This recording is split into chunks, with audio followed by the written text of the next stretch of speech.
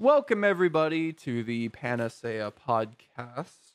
An ace ear. Ha. It's a pun. He's ace. It's I'm fine. pan. It's fine. We don't need to explain it. If you explain the joke, then it's not funny. But every podcast could be someone's first podcast. Yeah. But listen, if you explain the joke, it's on the sly.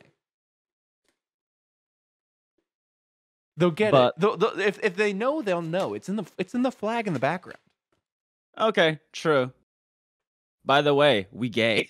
And if you don't like it, you can get out. I ordered some. Well, okay, hold on. I just opened a box. There's nothing in this box. What the fuck? What? I ordered some new headphone ear pads from Astro for my headphones. Mm-hmm. And the box came. And they just sent you an empty box? And there's nothing in the box. That's fucking great.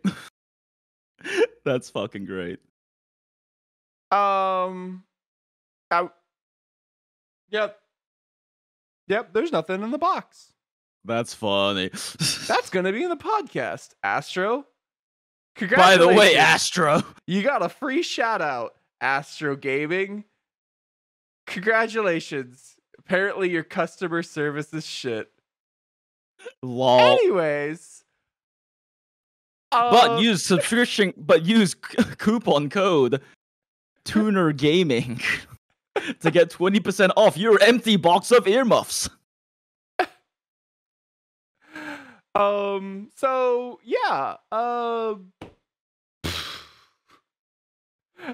Anyways, that was supposed to be the podcast opener, but hey, that's what it is now. Hello. So our topic today is about Dark Souls and difficulty because this is something that Jinx wanted to talk about, and so far it honestly just feels like I'm doom posting into a notepad and then I make Jinx talk about it because Jinx has never come up for with our his own podcast. He's never come up with his own topics or anything. And I mean, I like talking about the topic list you come off with and kind of doing it on the fly. But like, so this will probably be uploaded. Like the video about to mention will probably be uploaded sometime today-ish. I don't know. It's uploaded. I just need to like make a thumbnail and stuff. I haven't been able to get around to it. But we watched the Elden Ring gameplay preview and talked about it, and then afterwards we spent like 20 minutes talking about like game difficulty and in video games and art form and all that shit. And then when I was editing it, I was like, we should just take this 20 minutes and make it into like an actual fucking podcast. So here we are. Yeah. And I want to feel like I want Jinx to feel like he has as much input on this podcast as I do. So, we're because he's a good boy. And this is exciting for me because this is the first topic that he's actually picked himself, and I've been picking all the topics for like the past 2 or 3 months. Yeah. And I feel like this is a very relevant one to talk about because the Elden Ring network test is happening right now, which also means that like in the general online discourse, there's like people talking about, gaming difficulty and why Elden Ring should have an easy mode because reasons that we'll talk about and stuff. Yeah. And this is, I feel like, a topic that it's definitely very close to my heart because for those who don't know, I am like a hardcore Dark Souls fan. The only individual video game that I have more hours in than Monster Hunter World, and remember my job was to play Monster Hunter World for 2 years. Mm-hmm. The only game that I have more hours in is the original Dark Souls. Ooh. I basically grew up on those games. Demon's Souls was one of my first like PS2 games way back when I was younger and everything. And like part of the reason why I enjoyed Monster Hunter World so much is because of a lot of the similarities the two games have, which is also something we'll be talking about. My experience with Dark Souls isn't quite as extensive. I put it off for a really long time because I was always told how difficult it was, and I picked it up sometime after I played Monster Hunter for a while, and did an entire month or maybe 2 of streaming Dark Souls 3 right into Bloodborne, right into Sekiro, back to back to back, no breaks. And Dark Souls in general, I mean, I had a lot of fun, but Sekiro has become my favorite game in terms of difficulty scaling for the way that it doesn't In terms really of the increase the curve. difficulty. It only uh teaches you the mechanics of the game and Yeah. expects you to use them faster. It's weird. Yeah. Like enemies don't get spongier, you just need to use your tools better. You need to use all of the actual tools. Right. Like all of the tools they give you, from parrying to the specific ways to dodge certain like like unblockable attacks, and like all that kind of stuff, are tools you end up having to like progressively actually use in fights. Right. Which is, I guess, part of what I disliked about Sekiro, since I only got like halfway through Sekiro before. I mean, part of it was me just getting distracted by work stuff, because this was when we were like still doing YouTube full time and everything. Mhm. But and like, a lot of my gaming time was just going towards like actual work related gaming and theory crafting. Mhm. But like part of the reason I ended up not really like enjoying Sekiro as much is because I enjoy that like I enjoyed the skill progression curve very well, like you're talking about. But part of what I really enjoy about Souls games, and like the Soulsborne series specifically, is the builds and being Right. able to like craft and being able to min max the numbers, craft playstyles, and really kind of enjoy mastering that specific playstyle. And Sekiro, there's one playstyle. Yep. There's one playstyle. You have a katana, you parry shit, and you dodge shit, and you have a katana. That's basically the playstyle. I know there's like ninjutsu, like builds you can do and stuff like that, but like realistically, that's what the game is intended for, and that's really the one way you play it. Yeah. Jinx played muscle mages in Dark Souls. He didn't play Oh no, I played a lot of naked katana Dex boy. Oh no, that was my original playthroughs were naked katana dex boy. I was a dex int. Motherfucker, like everyone who plays Dark Souls for the first time. I said, I got like played almost 3,000 hours in the exclusively original. Sword and Cestus. Sword and board. Well, I mean, I call it Sword and Board. I mean, it was Sword and Cestus. It was the Luck sword. I don't remember the one. Yeah. Fucking what was the luck sword called in the first game? Because like Henri's sword is the luck sword in 3. Well, yeah, I'm trying well, to remember that's what well, I yeah. only played 3, so. Oh, so you only played 3. Yeah, so it's Henri's sword. I Yeah, forget the Henri's exact straight sword. name I of went it, but I went bastard sword into Henri's straight sword, and had a backpack for stamina gen the entire time. That Yep. was my only thing. Pretty and much. then I had a Cestus for parrying.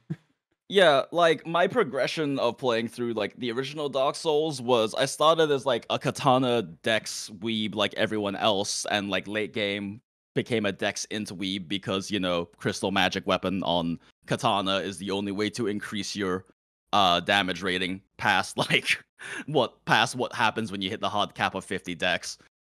And I played a lot of dex builds for a long time. I abused the hell out of the Great Scythe, which was broken in the original Dark Souls game for PvP. Mm.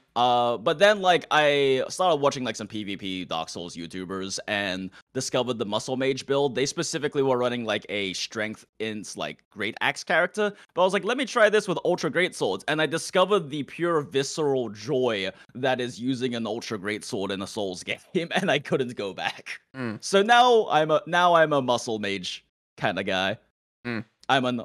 And it can't just be a great sword. It can't just be a claymore. It has to be an ultra great sword, and I have to turn it into a popsicle stick with crystal magic weapon. And there is something incredibly satisfying about hitting 800 900s at a time with perfectly timed and spaced swings.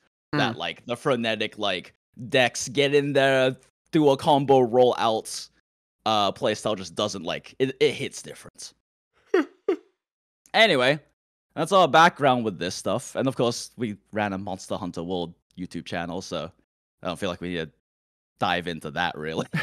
Dive on in. All right. Dive on in. So the basic argument that there should be difficulty scaling in all video games, and especially Dark Souls. That's the one that definitely gets brought up a lot. Yeah, let's kind of lay that out first. Generally, what I hear is, games should be for everyone. Anybody who doesn't want it is just gatekeeping. The gamer bros. Easy mode allows everybody to more people to experience the game. And if we love games, why wouldn't we want as many people as possible to experience all the games? And it doesn't affect anybody else, is what they said. That's the general. If the normal difficulty of Dark Souls is just the normal difficulty, the last argument that Tuna mentioned is that people generally make is that if you have an easy mode, it doesn't affect the people who are playing the normal mode, which I disagree with a lot, but we'll talk about that. Right. And why don't you just go ahead and explain why you disagree with that? Okay, so the reason I disagree with that is because we'll get into why difficulty is important as a element of the game design in games like Dark Souls and Monster Hunter, and we'll discuss more of that in a second. But really, the reason why I consider not having, I consider that last argument to be problematic is that it's not exactly a fair argument to make. The argument that it doesn't affect other people. Yes, that it doesn't affect other people. Okay, so there is part of the reason we were talking about this too is because recently I watched a video from a guy called Ratotskier on YouTube. We'll be linking the specific video I'm referencing to in the description of the podcast. But he did a really good job kind of going into this topic from this angle and talking about difficult games as an art form and all that stuff. And uses a lot of really good examples for it, but he discusses, one of the things he discusses about how this is not a good faith argument, because in a good faith argument, both sides assume that the other is speaking honestly and believes what they are saying is true. And this is not a good faith argument because by saying that having an easy mode that doesn't affect the other people who are playing the normal difficulty at all is making an objective statement about my subjective experience. You don't get to tell me that the easy mode existing doesn't affect me, because it does. The reality is that having the option to turn down the difficulty changes the experience. You can say, oh, just don't think about the easy mode. Just don't, just play the normal difficulty, and anytime you're struggling or frustrated, just don't think about the easy mode. But that's not how humans work. The fact that the option is there and that there isn't that limitation of this is the only difficulty, this is the only challenge this is the only challenge level I can play against, it's gonna pop up in your mind. It's going to affect your experience that you could turn down the difficulty. Another big thing about it too is that, so there's an interesting quote from Miyazaki, who is is the director of the Souls series. He directed every single game except for the original Dark Souls 2, but then he came back for the the Scholar edition. For the Scholar edition of the game. And Miyazaki in an interview when talking about Sekiro said, "We don't want to include a difficulty selection because we want to bring everyone to the same level of discussion and the same level of enjoyment. So we want everyone to first face that challenge and to overcome it in some way that suits them as a player. We want everyone to feel that sense of accomplishment. We want everyone to feel elated and to join the discussion on the same level. We feel if there's different difficulties, that's going to segment and fragment the user base. People will have different experiences based on that differing difficulty level. This is something we take to heart when we design games. It's been the same way for previous titles, and it's very much the same for Sekiro." And I think that's a really, not only does that show that they have that, this wasn't an accidental thing. They are intentionally. Oh wait, shit! Did I log out of Animal Crossing? My Switch went to sleep. Okay, I'm coming back. But coming back. I mean, this shows that it is an intentional part of the design of the game. Yeah. And that the difficulty is an important factor for that. But also, I think the point that Miyazaki makes about not segmenting and fragmenting the player base is a really interesting one, because of the fact that, if any of you have played Monster Hunter, I feel like you can understand what Miyazaki is talking about here, right? Because, how many of us as, Monster Hunter players have talked to other Monster Hunter players about the first time we beat a Latreon, or the first time we managed to finally clear Behemoth, or the first time we got a P1 on KT, or the first time we cleared Nergigante, or the first time we cleared any Elder Dragon in less than 5 minutes or something. This is the kind of thing that Monster Hunter players fucking talk about for goddamn ever with Mhm. each other. Right, and I Like still remember my even first like the wall. old games. Yeah. I remember my first wall when I kind of struggled with Anjanath for a bit because I was playing SNS, and SNS is actually really bad on on Anjanath because it's just so hard to hit his face, and Yep. especially if you don't know what you're doing, it's hard to hit Yep. his face.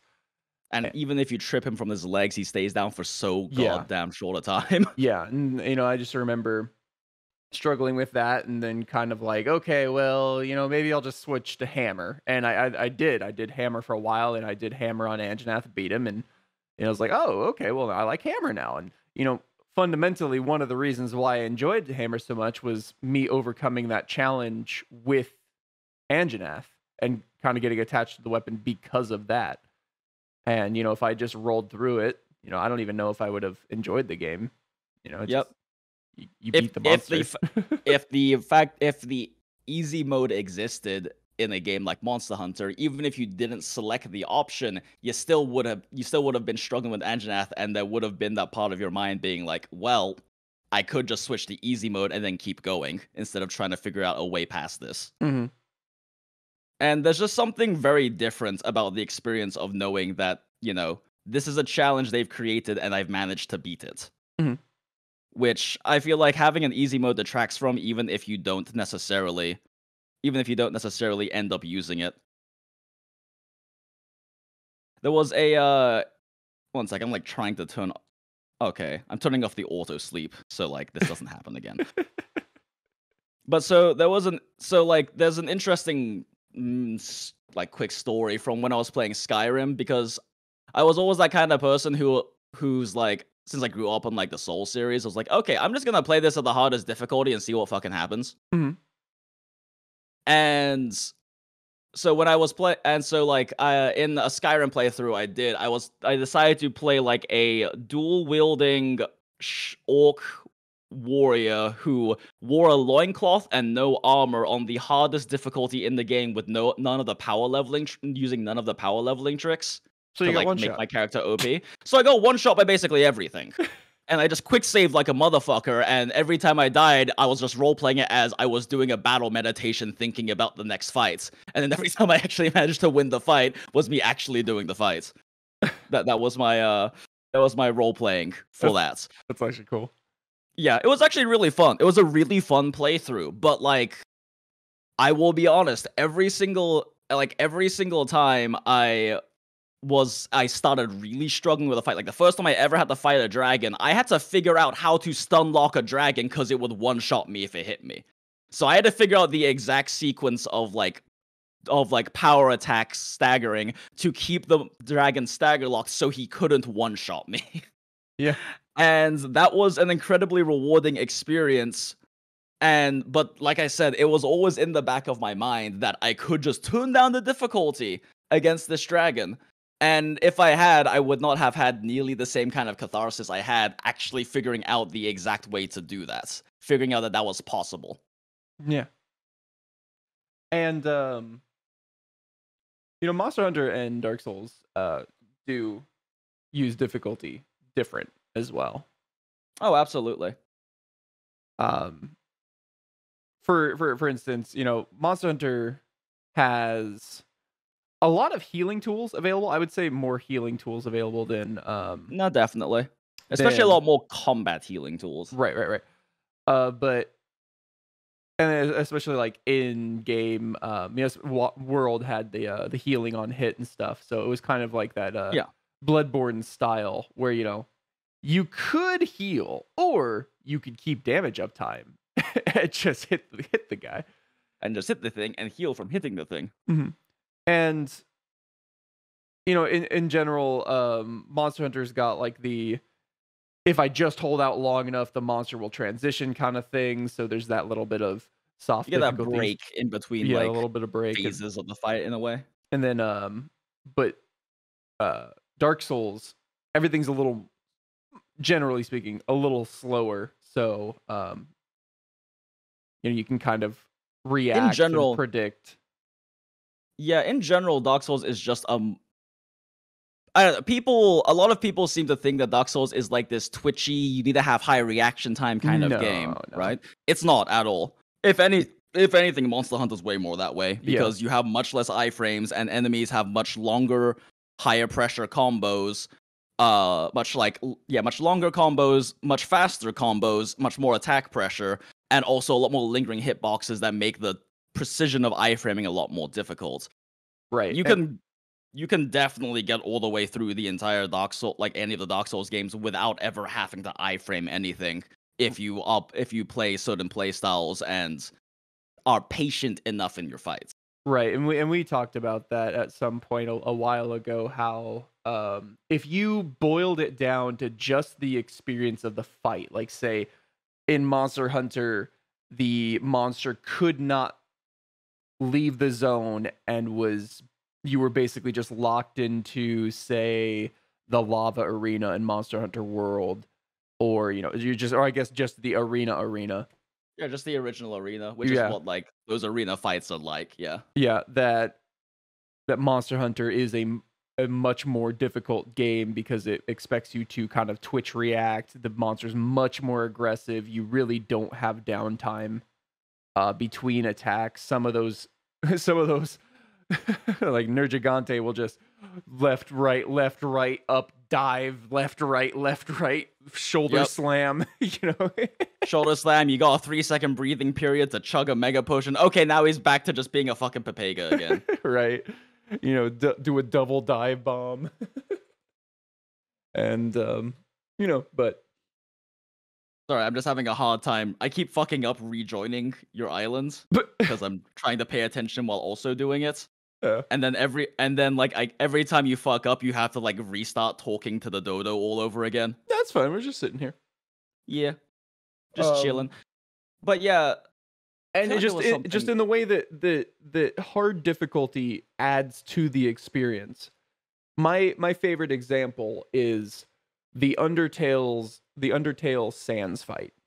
You spent the entire game killing people, bullying them.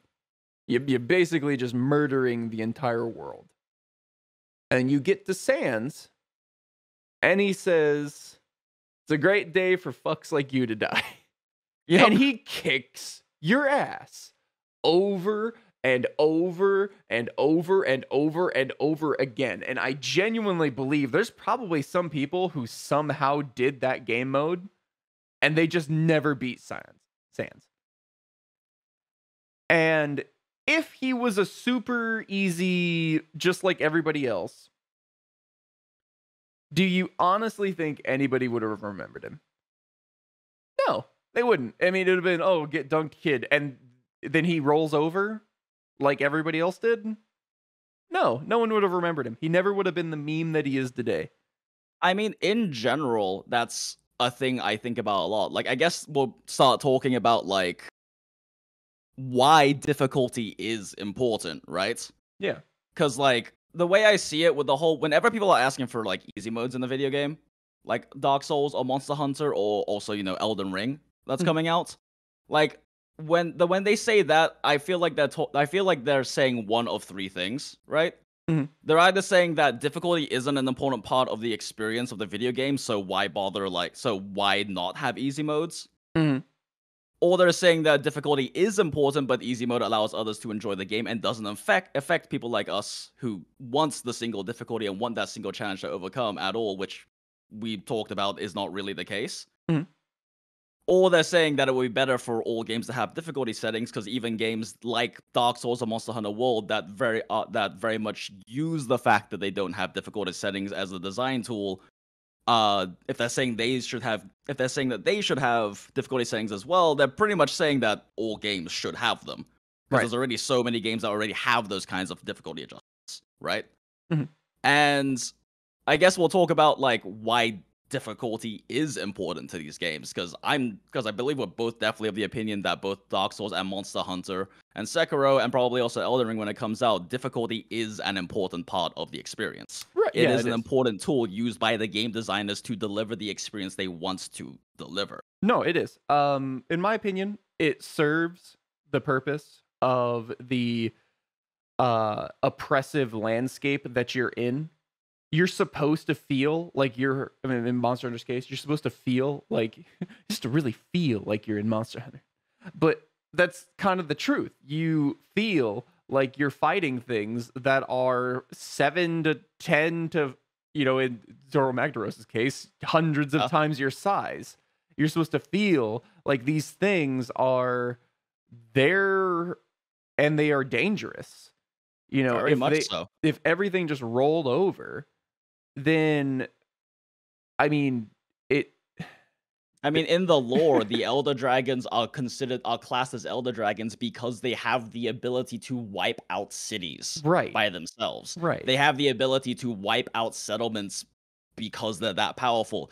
And the first fucking time you ever fight an Elder Dragon, you goddamn feel that. Yeah, no, I could feel like Teostra could just run into it's not Celiana, but I don't remember another one. But you know, the middle. The middle of fucking the colony. Yeah. Yeah, if he just ran in there and did a supernova, he'd probably blow up the whole city. I believe that. He'd at least blow up the port and then set the gunpowder and everywhere else on fire. Right. Like the difficulty of the bosses, especially of like the Elder Dragons and whatnot in Monster Hunter World, informs the experience.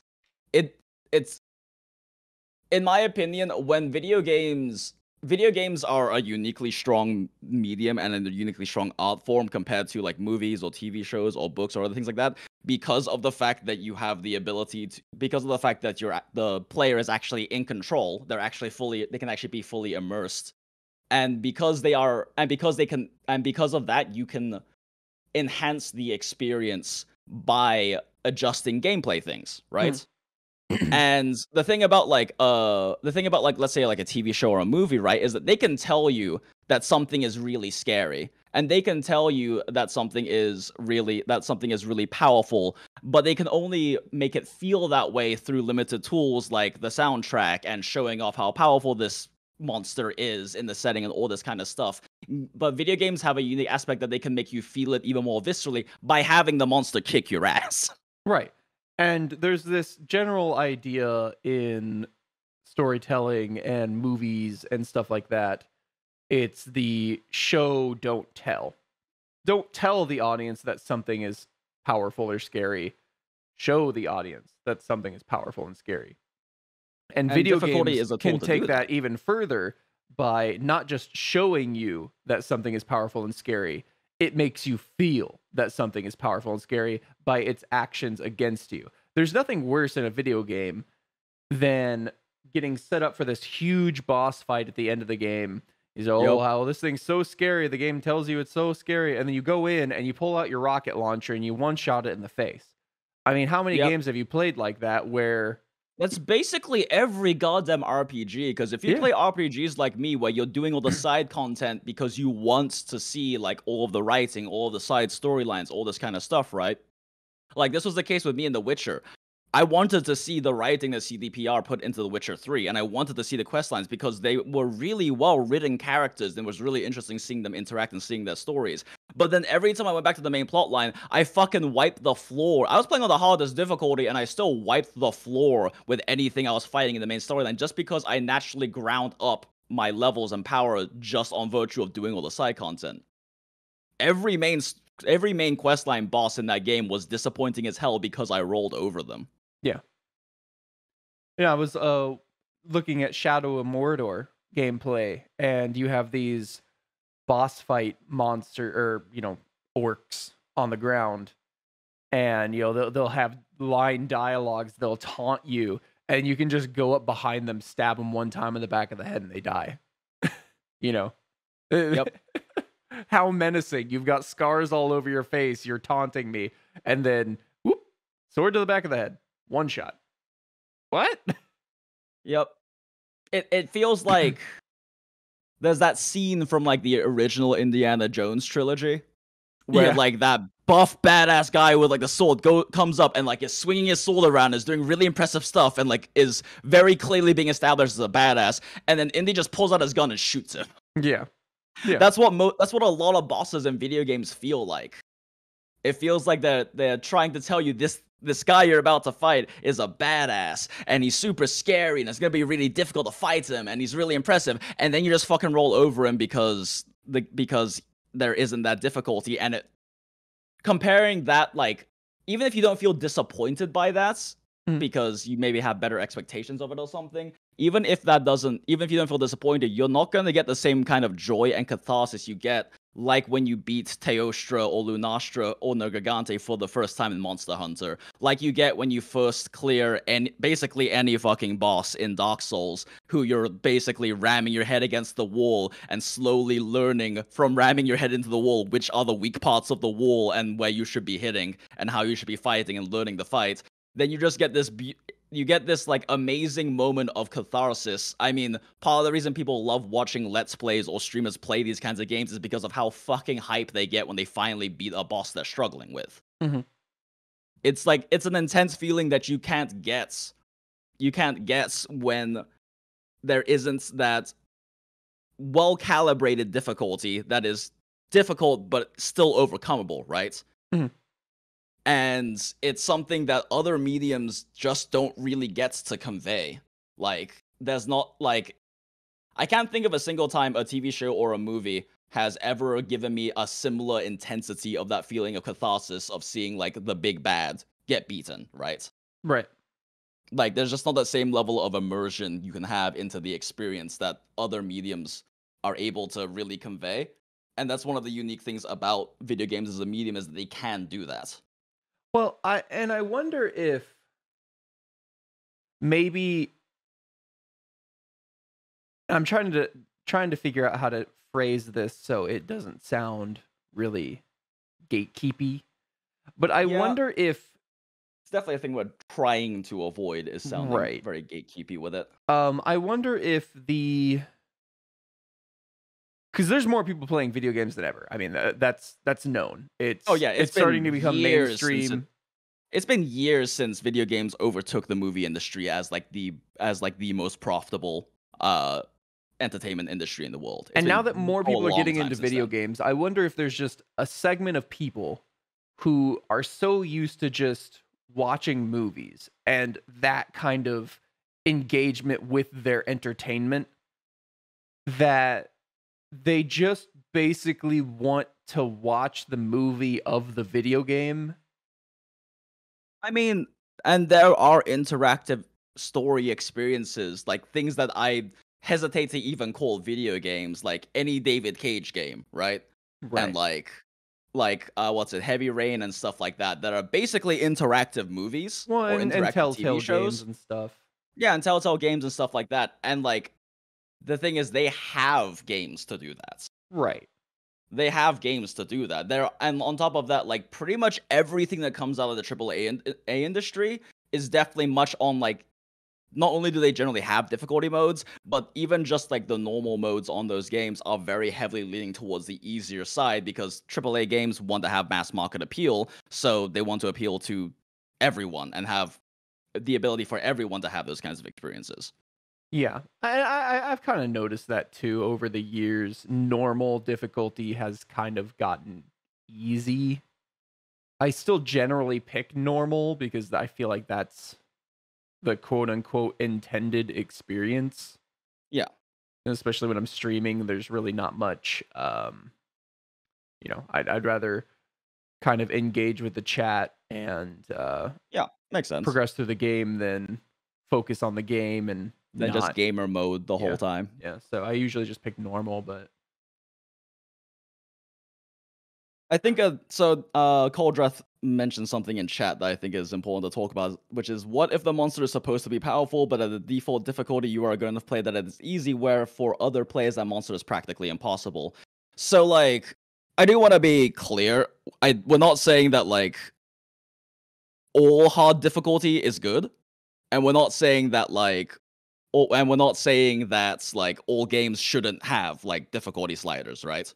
Like, the AAA industry is the AAA industry because they focus for mass market appeal, and having difficulty modes and difficulty sliders in their games is part of being able to have that mass market appeal, and that's good, and those things should exist. But in the specific examples we're bringing up, like Dark Souls and the Monster Hunter series, and also most likely Elden Ring as well, we'll see when it comes out. The thing about these games is that, at least in my opinion and my experience, and from me having discussed it with a lot of different players, and seeing a lot of people I've known who are just not as experienced or like talented at video games as I am go through these games. In my opinion, these games handle difficulty really well because they're about having they have a learning curve. Like, I have seen one of my boyfriend back in the day, his primary partner. By the way, I'm Polly for people who are new to the podcast, but like, my boyfriend's primary partner was playing through Dark Souls and was actually able to make headway through the game and play through the game, despite the fact that they had never played video games until like a year before. Mhm.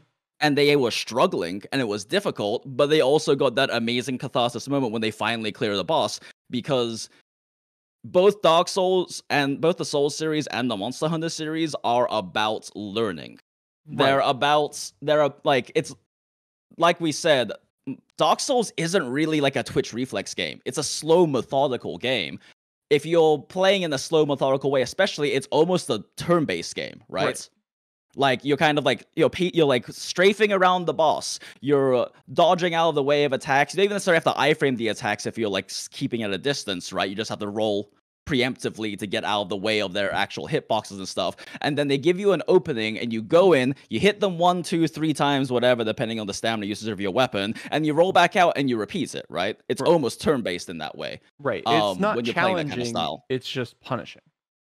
Yeah. Well, it's still challenging, but it's not like trying to do like, what's it called, extra extreme on Project Diva, right? Right. It's not like trying to like no-hit a Monster Hunter boss or naked run a Monster Hunter enemy.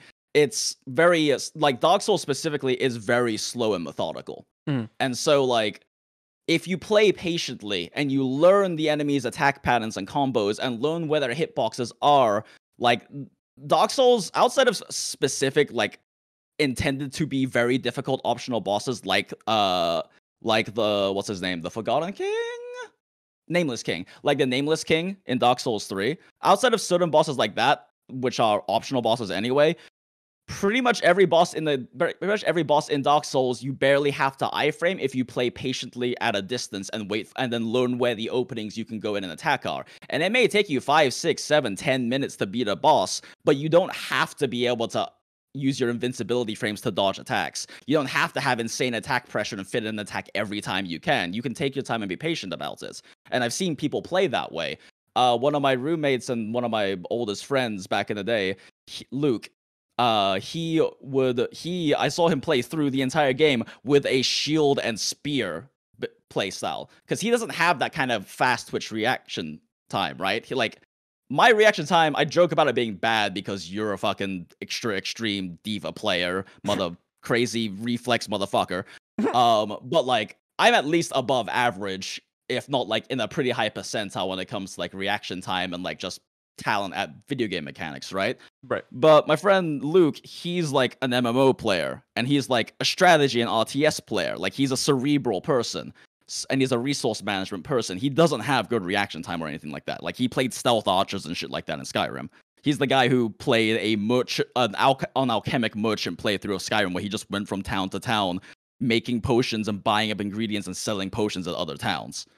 Like, he doesn't have the kind of reaction time to be able to handle that kind of stuff in Dark Souls. So he went with a shield and spear playthrough and managed to clear through the game just using a shield and spear combo. Because when you play with like a shield setup in Dark Souls, you're basically removing any of the need for like the reaction time and the iframing, and instead you're focusing on stamina management, because every time your shield gets hit, you lose stamina, and then every time you stop blocking, your stamina regens a bit faster, and then it's just about managing your stamina bar properly to have enough stamina to block the combos you need to, use whatever stamina you have extra to be able to fit in a few attacks, and just managing that stamina bar, right? And like, games like Dark Souls give you these options to be able to do that kind of thing, which admittedly is something Sekiro doesn't do. But it's similar with like Monster Hunter games, right? Where with Monster Hunter games, you have the option to slot in defensive skills, and I guess more importantly, in Monster Hunter games, you have the option to play with other people. Honestly, Like, and actually, I think you'd be surprised. There are multiple different ways to play Sekiro. For a very long while, I actually played a very defensive, stamina management kind of playstyle on Sekiro, where I basically just, instead of going for the bar breaks, as fast as possible, I would chip the enemy's health down, kind of the via, more Dark Souls yeah, methodical style. Yeah. via the Dark Souls way. And then because as their health gets lower, their poise bar fills up faster and stays up longer. And so I'd get them low, and then I'd start working on their poise. And I mean, eventually I transferred into the, pressure kind of game style. But, there is an easy mode in Sekiro. It's just playing like the Dark Souls way. Like you said, though, as you progress further in the game, they kind of demand you use more and more of the actual game mechanics. And, and it becomes less and less effective to play that alternate playstyle. I honestly wonder how many people have tried at Dark Souls or Sekiro or games like these for a long period of time and still come to the end of the day that they can't do it and that it's too hard. Have they really, or did they just go to the first, hard fight, their first wall, and go, "Oh, this is too hard. I want an easy mode." Yeah, or even that aside, I guess even that aside, it's possible someone could definitely have spent hours trying to beat a boss and couldn't, right? But like we talked about, there's these soft difficulty things in these games where if you're struggling in Monster Hunter, you can learn Lance. If you get decent at Lance, you can kill basically anything in Monster Hunter, even if it just takes you a while. In Dark Souls, you can learn how to use shields and great shields. And Cauldroth brought up that in DS3 they ruined shields because stamina drainer block is so high. Honestly, in all the games, stamina block has always gone high as you progress further, which is why you have to shift into using great shields with high stability if you want to play blocking playstyles. But I mean, where else are your points going when you level up? But with these kinds of things, it reminds me of how in things like League of Legends, right, and these PvP kind of games with their ranked systems and whatnot, people can have thousands of hours and never get out of bronze, right? Right.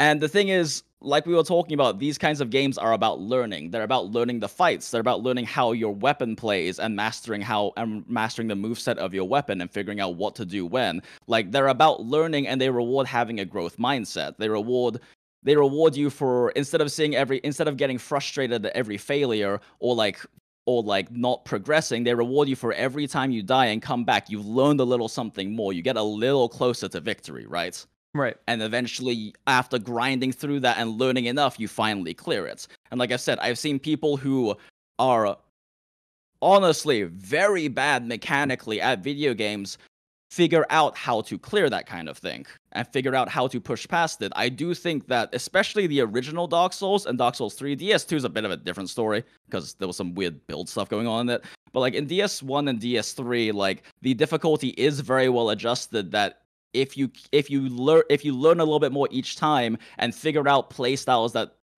fit the strengths you have as a gamer or fit the strengths you have, then you can overcome all these challenges. It's a very well-tuned difficulty. Right. But the thing is, it rewards a growth mindset.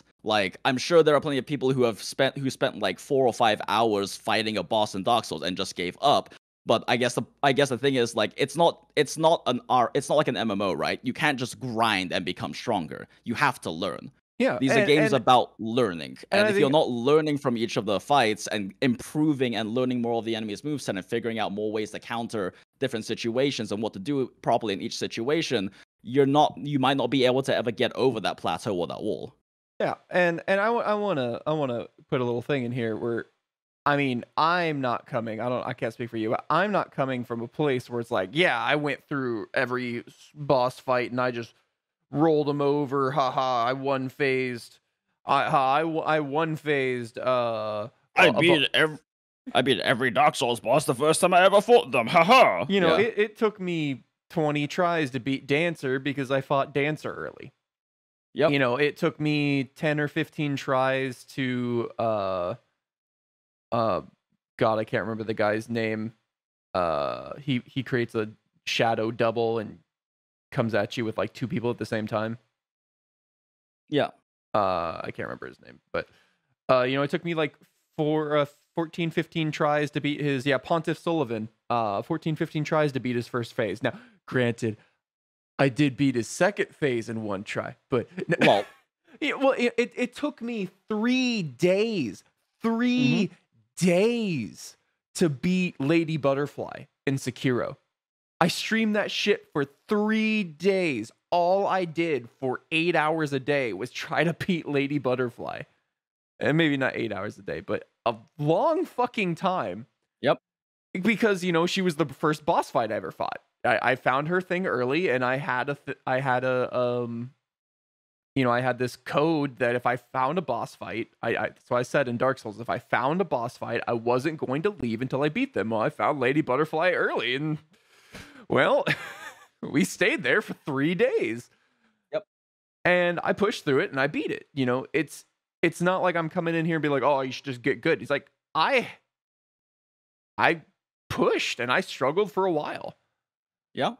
But And you improved, but over that period of time, you improved, you learned to fight better, you learned what to do in what situations, and eventually your not necessarily just like your skill as a gamer, but like your ability to do that fight improved to the point where you could clear that first phase. yeah, but the desire to push through, the willingness to observe, using every death to observe what is Yeah. going on around you, and overcoming that challenge based on your observations and your progression in skill. You know, I didn't, you know, it's not like I was just instantly reacting. I had to learn what her timings and her windows were, and I learned what her tells were. You know, she'd jump up in the air. Oh shit, I can throw a kunai up in the air, and she immediately falls to the ground and takes a bunch of damage to the face. Oh, she throws her stuff. Okay, well, I can parry the butterflies that come at you, and you don't take damage. I was trying to block them for so long. I thought you just blocked them, but you can actually parry them, and they don't even do damage to you. You know, it is, you learn stuff as you're going through, Yeah, and these games reward having a growth mindset. yeah, and it was God of War where I found a Valkyrie early, and there's like, oh yeah, you're supposed to come back for those later. I'm like, no, Nope. and I fought the Valkyries. God, the when I found the level 7 werewolves in God of War, when I was level 3. I mean, that's just a sheer stat check. And I Mhm. beat that shit in God of War because I wasn't going to leave the challenge. That's my personal code. If I find something and it's possible to win, I'm going to figure out how to do it. Which is why you fought Dancer early in Dark Souls 3. Yeah, and it's just I'm not speaking as somebody who easily gets through these games without even blinking. You know, they're challenges and they take a while to get through, but you feel so much better after you've done it. Like, also, I think an important thing is because, like, ultimately, like, your reaction time and, like, your ability to learn and a lot of these, like, quote unquote, like, I'm not gonna say natural talents, but, like, your talents when you first start playing a video game are higher than, like, the vast majority of people. But you're also in these games, you're also playing play styles that fit that, right?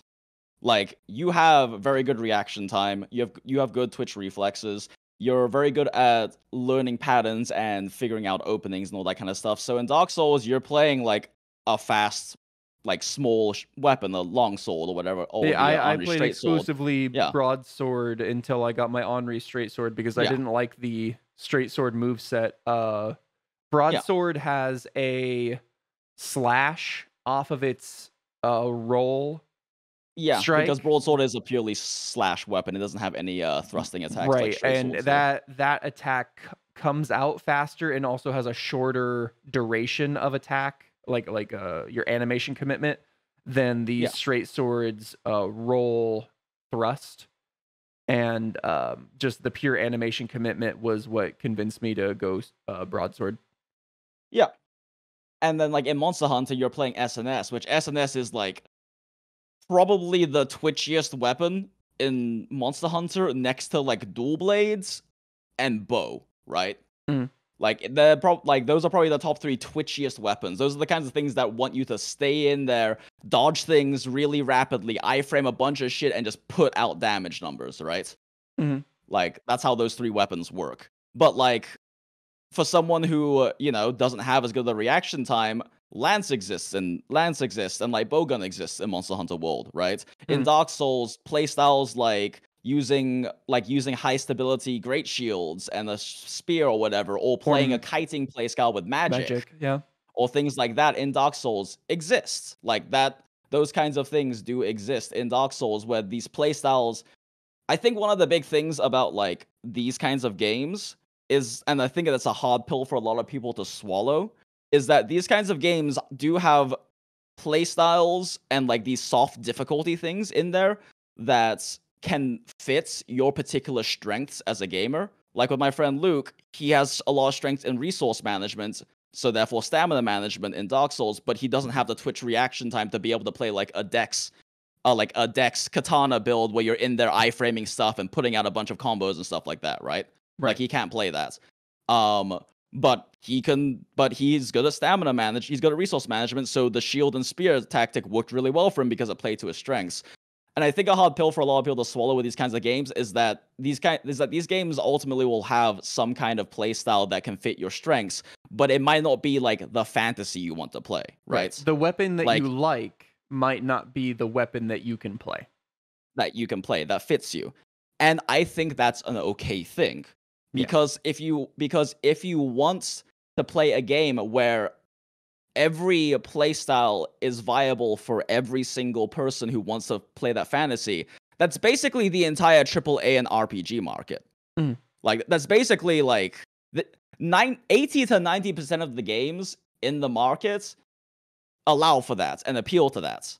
And if you want to have the fantasy of swinging around a giant claymore and beating the shit out of anything you come across, you might not be able to play Ultra Greatsword in Dark Souls, because playing Ultra Greatsword requires a very good understanding of animation commitments and timing and spacing and stamina management as well, because of how much stamina you use up even a single time you swing an Ultra Greatsword in Dark Souls. And if you don't have those, which this is part of the reason I like the playstyle, those are some of my strengths as a player. I'm not as Twitch reaction time as you are, but I'm very good at spacing and positioning and timing. And like, you might not be able to play that. You might not be able to play Greatsword in Monster Hunter World because that not only is really fucking YOLO, it rewards you being very meticulous with the timing and angling and how you're trying to understand the enemy's combos so you can land that big third hit, right? Mm-hmm. Like, you might not be able to play it, but that's okay. These games aren't the kind of games that exist for you to be able to play everything and play any kind of fantasy you want, right? Yeah. They're games about mastering the playstyle you're playing. And for some people, there's only certain playstyles they can play because of the limitations of their skills, but it's okay for this more niche market to exist. Well, let's see, and I mean, I honestly wonder half the time if it's that they don't have the skills, it's as if they just don't have the knowledge or the patience to learn the knowledge. Greatsword is very unga bunga, very YOLO, because it basically, how do you get to tier 3 true charge as fast as possible? TCS. But that knowledge kind of comes from understanding the monster's behavior and its AI and what it's going to do after which moves, and in older Monster Hunters, head turns and stuff like that. And so it kind of requires knowing the monster. But you go in there with Greatsword and you're like, oh, I don't know. Well, the monster keeps kicking my ass. I can't get off any true charges. So I see a lot of new Monster Hunter players with Greatsword basically only relying on the draw slashing. Yeah, draw slashing. Well, not even draw slashing, but even just the the wide sweeping, the circle moves. Yeah, because they're trying to play great sword like you would play like an SNS or like a dual blades or like even a long sword or something like that, where you're just trying to fit in like a single quick attack or combo when you have the chance, and otherwise sheathing and rolling around, right? Mm-hmm. Which is just not how Great Sword plays in Monster Hunter World. Like you were saying, Great Sword is a kind of weapon in Monster Hunter World where it rewards you for learning the patterns of the enemy. Because even if you manage to get to the 3rd level of charge, you have to figure out where the monster's head is gonna be in like 2.5 seconds so it can actually land when you let go of the button, right? Mm. Like you actually have to figure out not only an opening for that, but also not only get to that last level of charge through your tackles or whatever, but you also have to predict where the enemy's head is gonna be so you can hit it when your true charge slash finally lands 2.5 seconds later. Right. And like if you're like a super fast reaction twitch like Dex Katana Weeb player in Dark Souls, but you rely on, your Twitch reactions of just dodging shit as you see it coming, and you're not the kind of person to learn these kinds of patterns and figure out where the enemy is going to be in 2-3 seconds, you're not going to have a good time on Greatsword in Monster Hunter World. But like ultimately that's okay, because when you try to please everybody, you end up pleasing no one. The reason why it's so satisfying in Monster Hunter World when you land a level 3 true charge slash because you perfectly predicted where Teostra's head was gonna be after that attack animation, and you knock him over and he trips over and you get to do a full level 3 combo on his head when he's down, is so satisfying because it rewards you for playing the weapon well. And that's not something you can have if the Greatsword was something accessible and playable by everyone. Just quick aside, it's been an hour and we've only covered like 5 points on this. I mean, like, do you want me to try to move you along a little bit, or? Yeah, we should maybe move along a bit. I feel like we've like half covered some of these topics. Yeah, we kind of jumped around, but yeah, let me like. What is like? I wanted to cover everything that you wrote because I'm really excited that you actually wrote topics. So I didn't want to delete anything, even though I think some of them could have just been, kind of combined. Yeah. Yeah, it's fine. I guess like let me see. I'm just like going through the topics we have covered and like striking them out. Yeah. But yeah, I guess just to quickly go back to the growth mindset thing, I do want to briefly talk about. So like. It's like a well understood meme, right? That like the catchphrase of the Dark Souls community, and like, obviously I was a part of the Monster Hunter World community because it was my job for like 2 years, right? But like I grew up in the Dark Souls community, and like so from having that insider perspective of being a member of the Souls community for like 6 to 7 years before I even ever played Monster Hunter, right? Having that insider experience, the catchphrase of the Dark Souls community is "get good," and that seems incredibly toxic from the outside, right? Right.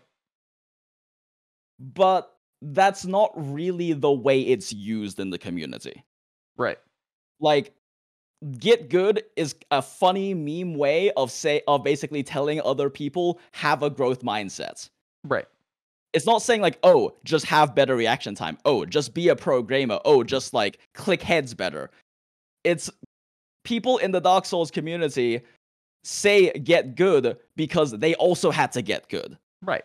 Basically everyone in the entire community, outside of some probably very rare, incredibly talented gamers, struggled at some points in any of the Souls games. They struggled to beat a boss. They spent a day trying or more trying to beat a specific boss in Dark Souls, or in Dark Souls 2, or in Bloodborne, any of these games, right?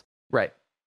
And even if they only realize it intuitively, they realize that they overcame that challenge by growing and by learning and by having a growth mindset.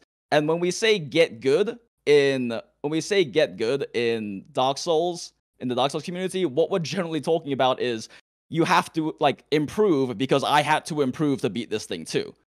This wasn't easy for me either, but I did it, so do it as well.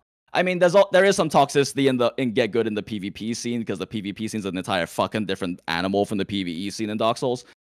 But like, I guess I just wanted to briefly touch upon the entire idea of the get good mentality and why I think that's, in a way, it can be a good and healthy thing for you, because part of the reason I have a growth mindset in general, like as a person, I now have a growth mindset, is because I grew up in the Souls community. Is because this thing I was doing for entertainment and this thing I grew up on and enjoyed playing taught me to be constantly learning.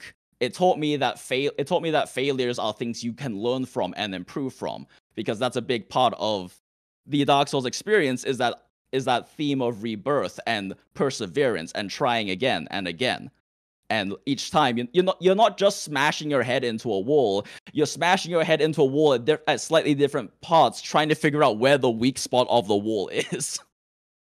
And I guess a big thing about like the Dark Souls community that a lot of people don't necessarily realize if they're an outsider of it is that it's kind of like a lot of people probably understand the concept of having vitriolic best friends, where you're friends still, but you shit on each other all the time, right? Like you're shitting on each other and like poking fun at each other all the time, and that's kind of how the Souls community is. Like a lot of the discussion and a lot of people talking and whatnot isn't really like them being actively hatefully toxic. It's just them being helpful in a toxic way.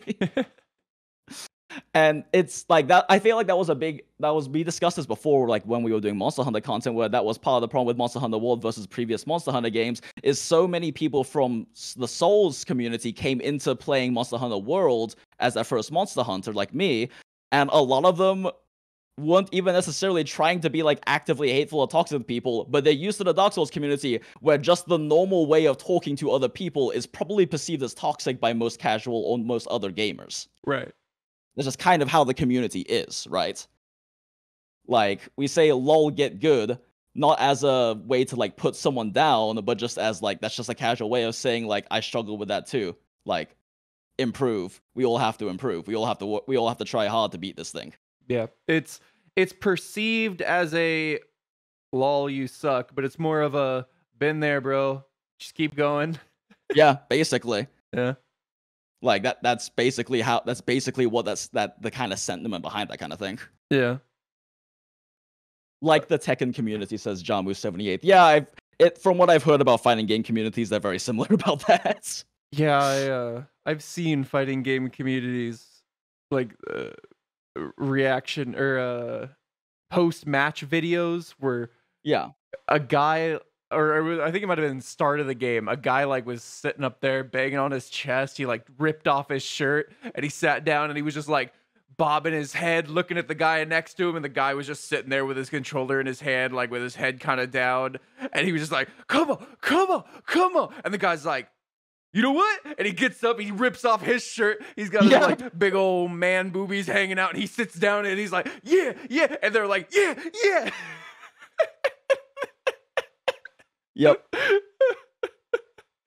Yep. I think Free Kill X1 Alpha pretty well in chat. I was just saying it's the friendly rivalry sort of thing. And Rakami saying like, just block it, bro. Doesn't mean like lol, just block it. It's like, learn how to block it. Learn the timings for blocking it, the stamina management for blocking it. I had to do that too. Mm-hmm. Like, that's how you beat these games, is by improving. It's like, it's the same way with, like I was saying earlier with like League of Legends, right? You climb in League of Legends because you're improving. Like, you can spend 2,000 hours playing and never get out of bronze because you're not actually improving. You're just playing. You're grinding. Right. And like, I feel like a lot of people, especially who come from AAA games and especially from RPGs, it's a hard pill to swallow that you can't just put time into it. Because that's how RPGs work. Mm. If you grind enough in RPGs, you get stronger. Your numbers get bigger, right? Yeah. That's just how it works in RPGs. If you can't figure out the strategy to beat a boss, you can just spend 20 hours grinding to get 10 more levels and beat them on pure numerical superiority. Mm. Like, that's how RPGs work. That's not how these kinds of games work. You can't just grind, you have to grind while improving. Mm. And, I mean, you can grind to an extent in Dark Souls, but, like, there are very hard caps on how like, much stats you can get. And even if you have maxed out damage stats and maxed out HP stats and while wearing heavy armor and maxed out stamina, if you don't learn to fight well, you're still gonna get rolled over. Like, it definitely makes it easier because you can make more mistakes, and because you can kill the thing faster by having more damage, but you still have to learn to fight, or they'll still just melt you, right? Mm-hmm. You still have to learn your playstyle and learn how you can use your playstyle to beat this enemy, because they'll just roll over you. Right. And all this stuff we're talking about of the shared experience that like communities like Monster Hunter and Dark Souls have over like beating the thing, and like what we just talked about like how Get Good isn't nearly as toxic as people think and whatnot. This kind of thing wouldn't be possible if we had an easy mode. Yeah. Because even if it was a thing, like if there was an easy mode in Dark Souls, Get Good would be 10 times as toxic, because the people who didn't do easy mode would be shitting on the people who played it through easy mode, right?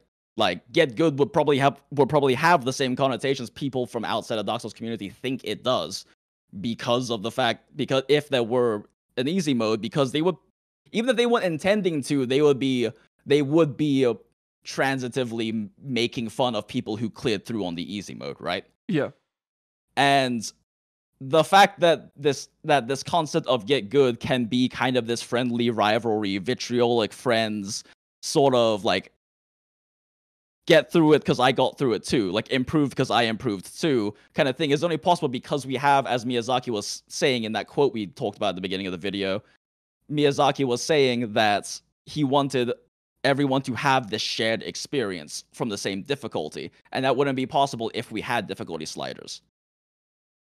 Like, that kind of shared experience isn't to the degree it has happened in the Souls franchise and in the Monster Hunter franchise wouldn't be a thing if we had the ability to go to an easy mode. It would segment and fragment the player base, and then you run into probably more toxicity from the segmentation of the player base. Right. Yeah, Free Kill X1 Alpha put it well. RPG grinding is making the characters better. Souls grinding is making the player better. Right. And that's a huge part of the enjoyment of these games. Is the feeling you get when you get good. Is the feeling you get when you beat Teosho for the first time, when you finally clear Nameless King, when like you finally beat any boss in Dark Souls you've been struggling with, or you finally manage to like accomplish whatever you want in Monster Hunter World, clear the story campaign, beat a Tempered Elder Dragon for the first time, whatever. Like, that's something we only really get to experience as viscerally because of the fact that the game designers intentionally restricted the difficulty to one preset setting without having that easy mode in there. All right, so I'll kind of let you have free reign. I'm gonna wrestle a little bit of control back into this because you've kind of been ranting all over the place. Yeah. I love you, bud. But yeah, I'm gonna wrestle a little bit of control back to this because yeah. So all right, people when they ask for an easy mode, yes, there's a fundamental problem that I have when you ask for something like this to be changed, because this is a purposeful design choice. This isn't somebody going, okay, well, this gun is objectively too strong in this game. It's dominating competitive play. It needs to be nerfed. That is an understood thing. Or, this character has too much mobility for the amount of damage that they deal. This character needs to be changed. Or, this character is objectively at a 1% pick rate. It needs to be buffed. Or, hey, I see in, I have a cone deficiency in my eyesight. Can I please get a colorblind setting? Or, hey, I can't. I'm hard of hearing. Can I please get some like stronger audio cues or something like that? When they ask for an easy mode, a specific difficulty changing setting, when it is a purposeful, intended part of the story of the setting, as Miyazaki has said, Dark Souls, the difficulty is very much a part of the choice. You're basically telling somebody that their artistic choices are invalid and that you want it changed to suit your tastes. And I believe a fundamental problem in the community in general, and I believe this is more coming from, and I hate to say it, a casual perspective than anybody who truly appreciates video games, is that people don't think video games are art. They think that they are just simple ways to pass the time. I They're truly believe entertainment. that video games are an art form. They are a Likewise. form of media that has artistic value, and they have intended experiences from the creator, the director, the artist. And that art will not appeal to everybody. I look at you know, a Dolly painting and I'm like, this looks weird. This doesn't it doesn't appeal to my taste. But I still agree that it has an artistic value. And I'm not going to go, "Hey, can you repaint this?" I want some random person to repaint this so it looks functional to me. No, you don't do that. You appreciate it as it is, or you don't appreciate it. But either way, it's what it is, and you take it as it is. I don't like anything Pollock's ever made. I still respect the fact that Pollock's art is arts, and that for someone, it has deep meaning to them. Right. And you're functionally telling somebody that an artistic choice that they made is bad, and they should feel bad. I mean, they should feel bad about it. Like, your Now, they art were doesn't wrong appeal to to do me. this. Your art didn't appeal to me. Change it. Make it appeal to me. Right. And I want to enjoy this art, but I don't. Change it so I can. it's a very entitled way of thinking. And I agree, even though I feel like it's going to be taken out of context. Right. But I said I hate to say it that way because I know it's going to be taken out of context, but it's a very entitled way of thinking, and this kind of goes into my favorite example is if you buy a $4,000, $5,000 Les Paul or a really fancy guitar or a $30,000 Stradivarius violin or whatever, you aren't entitled to sound good. You aren't entitled to get the full experience of that instrument and play it perfectly. You aren't entitled to that. You spent the money, you own it, sure. But you give a guitar into the hands of somebody who's never played guitar before, and they're not going to sound good. You have to earn that experience. You have to earn that. And that's kind of what a game like Dark Souls is about. Yes, you've bought your game. Yes, you own it. Sure.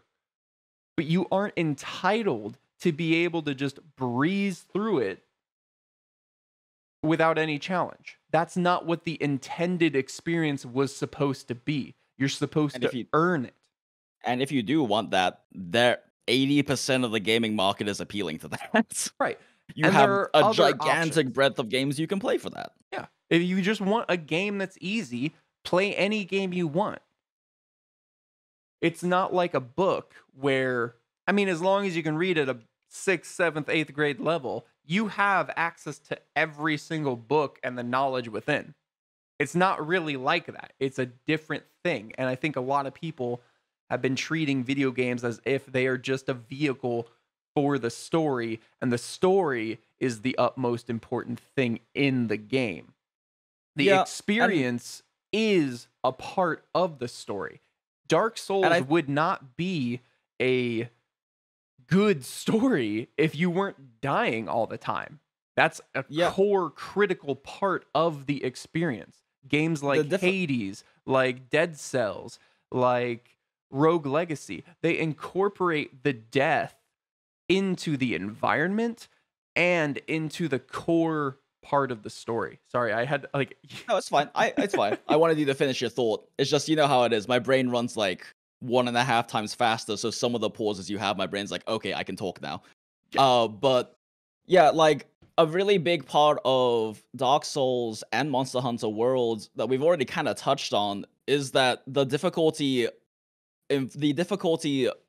informs the theme and reinforces the themes in the game, right? Like in Monster Hunter, these monsters you're fighting feel like they are these dangerous things that they are in the lore. They are these dangerous creatures that can destroy cities and like raise civilizations and all of that because they are actually that difficult. Like they are actually a difficult thing to fight against. And in Dark Souls, they reinforce the very important themes in the story of death and rebirth, of trying again, of obsession and drive, of pushing forward and continuing on your journey no matter how hard it gets, of overcoming that adversity, and of fighting against the very hostile and dying world that they present in the Souls games. Yeah, and you know what? The In world, fact, the world isn't just told to you to be hostile and to be dying and to be filled with these ancient powerful like relics and shells of their former self from ages gone by. It feels that way because they're kicking your ass. and in fact, isn't that the story of the Hollow? The Hollow of Dark Souls. It's people who basically gave up playing Dark Souls. They quit. It got too hard, so they stopped. Is that not basically the whole point of that? Yeah.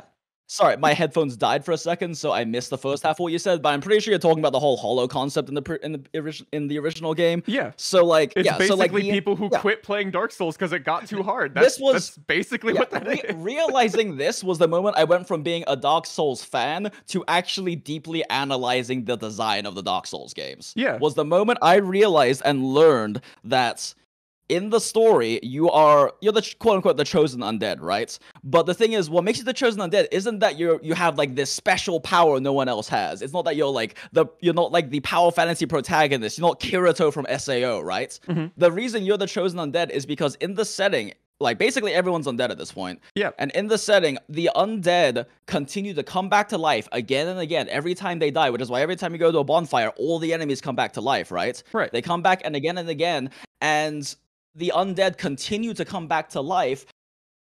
And even when they become hollow, they still do, but someone's journey doesn't end because they die, it ends because they become hollow, because they become the enemies you are fighting, a shell of their former selves, because they lost the will to press on, they lost their humanity, because they become mindless zombies and mindless undead creatures because they lost the will to continue pressing forward and continuing their journey. The only way that happens in Dark Souls is if you stop playing. Your character will never stop coming back and progressing unless you stop playing. Right. In And which that is case something you that become a Hollow. It's beautiful. It's beautiful. Like, they have done Miyazaki in the original Dark Souls did such a good job of reinforcing and sharing the experience of the character going through this world and this journey with the experience of the actual player themselves. Right. Which couldn't happen if, which wouldn't have happened if he didn't intentionally not have difficulty sliders in the game. Right. And that it's a very crafted experience. Yeah, and that is part of the art. That is part of the challenge. That is part of like he's made you and your actions a part of the story because all those people you were killing are just other people just like you who were in the Dark Souls world, but it just became too hard, so they stopped going, and then they just instead of becoming corpses on the ground, they became mindless shuffling undead who just attacked the nearest thing to them. Yeah, and it's neat and it's poetic, and that wouldn't exist. That element would be less poignant if you weren't getting killed all the time. If it wasn't a challenge, you'd be like, oh well, why did these people give up? It's so easy. Look at me. Yeah. And like the themes of overcoming adversity and pressing on and like having that and like the having like the obsession and drive to keep pressing on and work towards your ultimate goal of beating the game or even just beating a certain boss is such a core central theme to the Dark Souls experience that they want you to feel, and they succeed in making you feel that through the game mechanics, through the difficulty being a part of that. Another quote from Miyazaki from an interview during Dark Souls release is that he said, "We are creating a game that is spicy." By the way, Miyazaki really loves relating his game design to food, which I respect the hell out of. But he said, "We are creating a game that is spicy. We want to make it as spicy as possible, but still edible and tastes good that it leaves you wanting for more. Even though I shared earlier that Dark Souls is actually more difficult than Demon Souls, all the difficulties can be overcome by trial and error. The game is like very spicy food. Indeed, it is very spicy and yet delicious." And like, going back to the whole video games as art thing you were mentioning, I think this is a analogy you mentioned to me when we were kind of discussing this like off stream, but like, I've worked in fine dining and upscale restaurants for over 7 years now, right? Mhm. And Dark Souls is like going to a chef-driven high-end restaurants that's about the experience being crafted by the owner's management and the chef. Right. When you go to a place like that, they don't make substitutions. Mhm. Like you drink one of the cocktails we have over at Leon's where I work right now, where we're very proud of our like cocktail program. We're very well known in the city for our cocktail program. If you ask, can I get vodka instead of gin in this cocktail? We don't let you.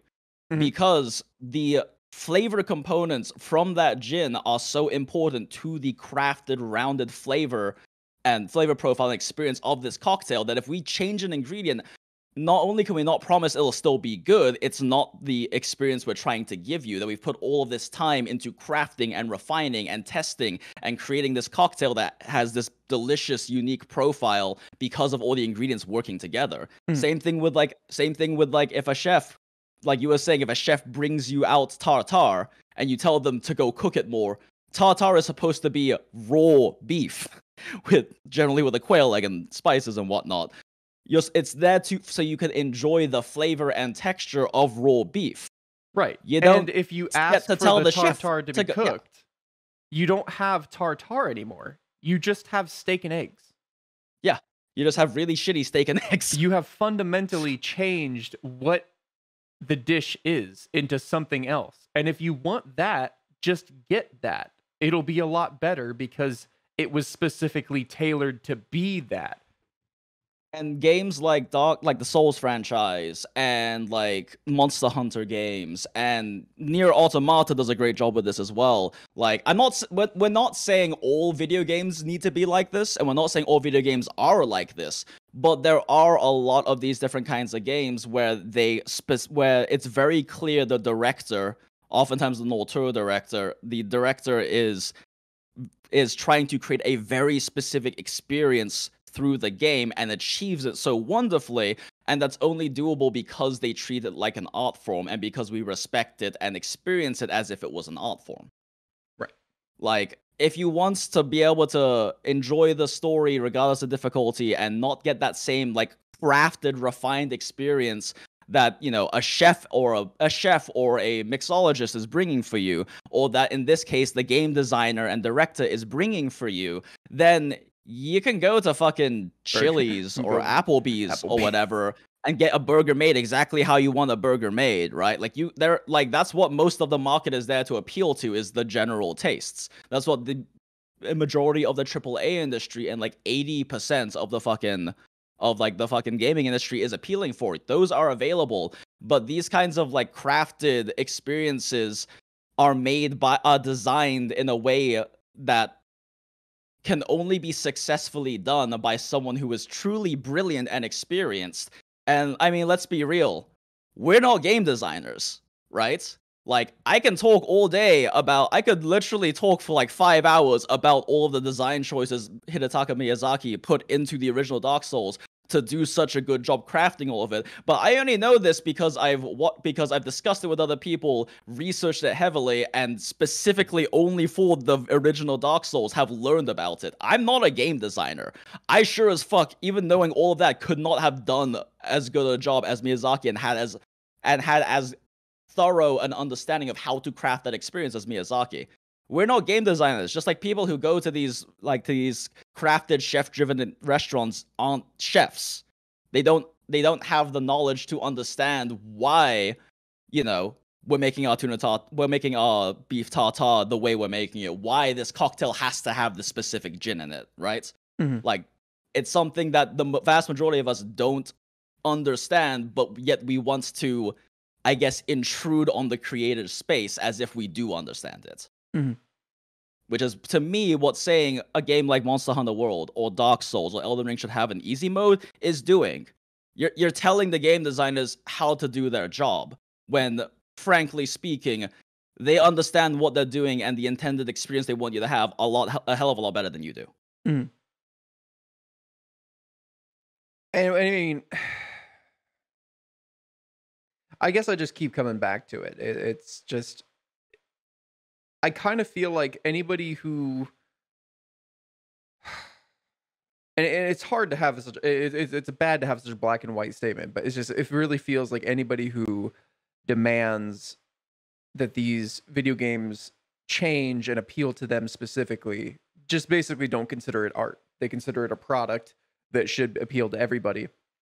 And what frustrates me is you can find these kind of experiences anywhere.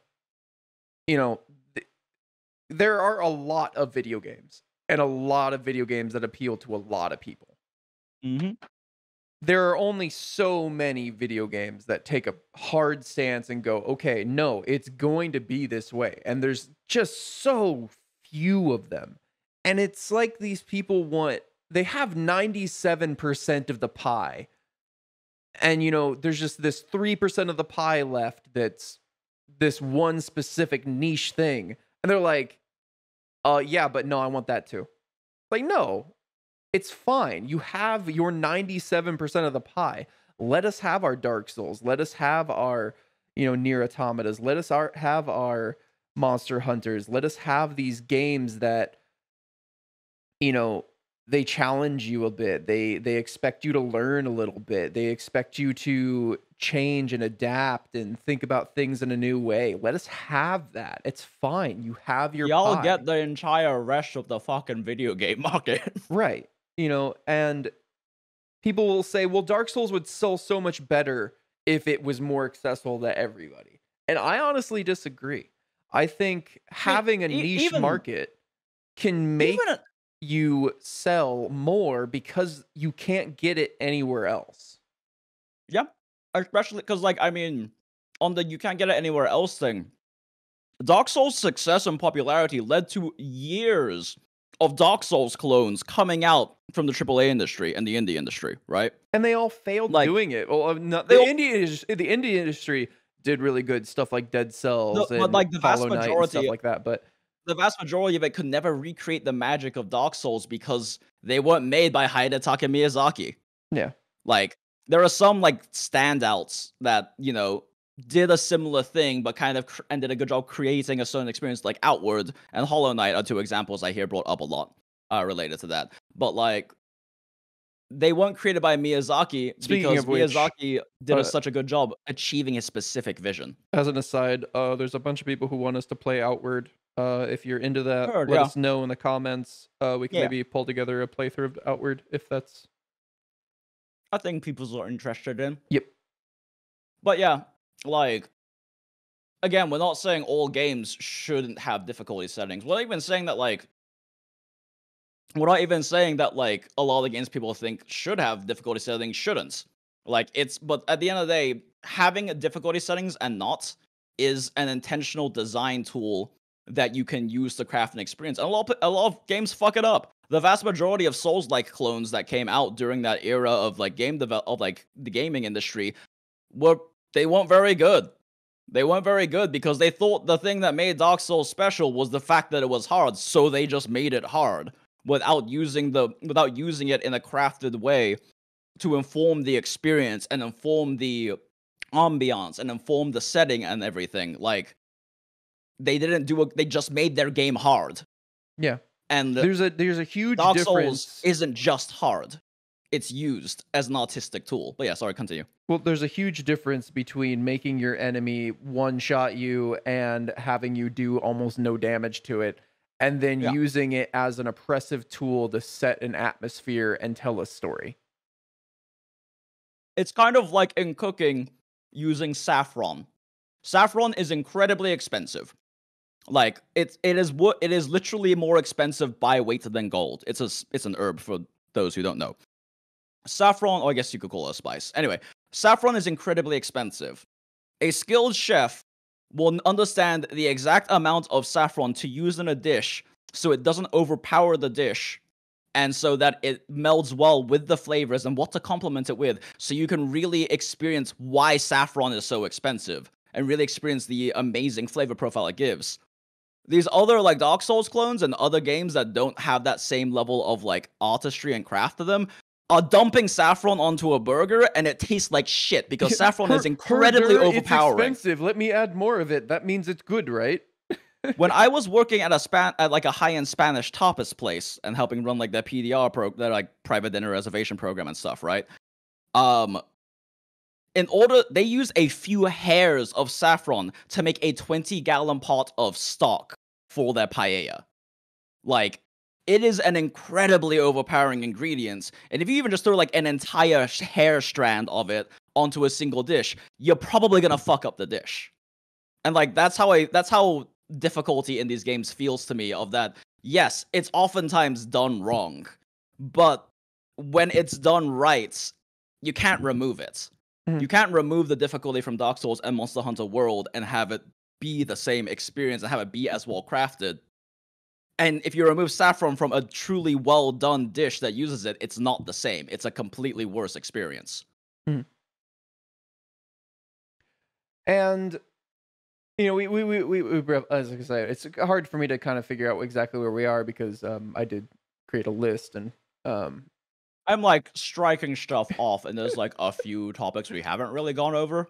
Yeah, I think where we should try to pick it back up again is difficulty settings. Like, what exactly difficulty looks like in game? Because there, as you mentioned, you know, we just throw in extra health, make you do less damage, and they call that difficulty. Right.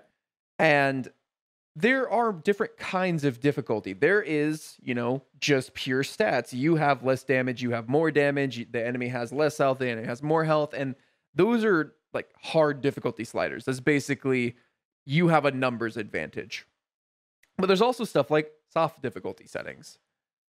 Where it's okay, you have a, you know, bigger arena, you have more lighting in an area. You know, for instance, there's a lot of games that use lighting as a difficulty setting, and they'll maybe give you a light. The enemy hasn't changed, your stats haven't changed, but something around the arena has changed. And that's actually just like a quick, like, 10-second aside. That's one of the beautiful things about the first Dark Souls game, is that there's a fuckload of ambushes and traps in that game, but you can see every single one coming through environmental clues. Right. There will always be a sword poking out of a corner, a shadow, or you can hear the creaking of like a skeleton's bones behind the corner. There is a little foot pad you can step on to trigger the trap that just looks slightly different from the rest. Right. But yeah. Right. And so, you know, a difficulty setting in those kind of games might be turning up your volume, increasing the brightness, you know, other things like that. Stuff that isn't necessarily changing the physical stats of the challenge, but changing the way that you interact with them. That's kind of like quality of life sort of things, especially. Right. Sounds like, yeah. But you wrote that topic, so I want to hear kind of what you have to say about it, because you obviously had a thing in mind when you wrote that. Yeah. So like with this, like, soft difficulty versus hard difficulty things, like what you're talking about with quality of life and environmental things is one aspect of soft difficulty, but another aspect of soft difficulty is the ability through the in-game mechanics and in-game systems to make things easier for yourself. Like, for example, slotting in health boost or divine blessing into your build in Monster Hunter, right? Okay. Or also you know, playing clusters in Monster Hunter. Rocksteady clusters in Monster Hunter. Or in Dark Souls, it can be things like maybe grinding up a little bit, or focusing your build on having more HP and stamina over damage so you can afford to make more mistakes. Searching around so you can find all of the Estus flask like count increases or power increases. Playing the playstyle that is more suited to your strengths. Like for me, like for someone like you, Tuner, I don't know how good you would actually be about like playing like the Great Shield, like shield and poke style, because it's not at all like a twitchy thing. It's like I can tell you how well I played it. I tried playing long gun lance for a challenge, and I was bored out of my mind, and I actually quit.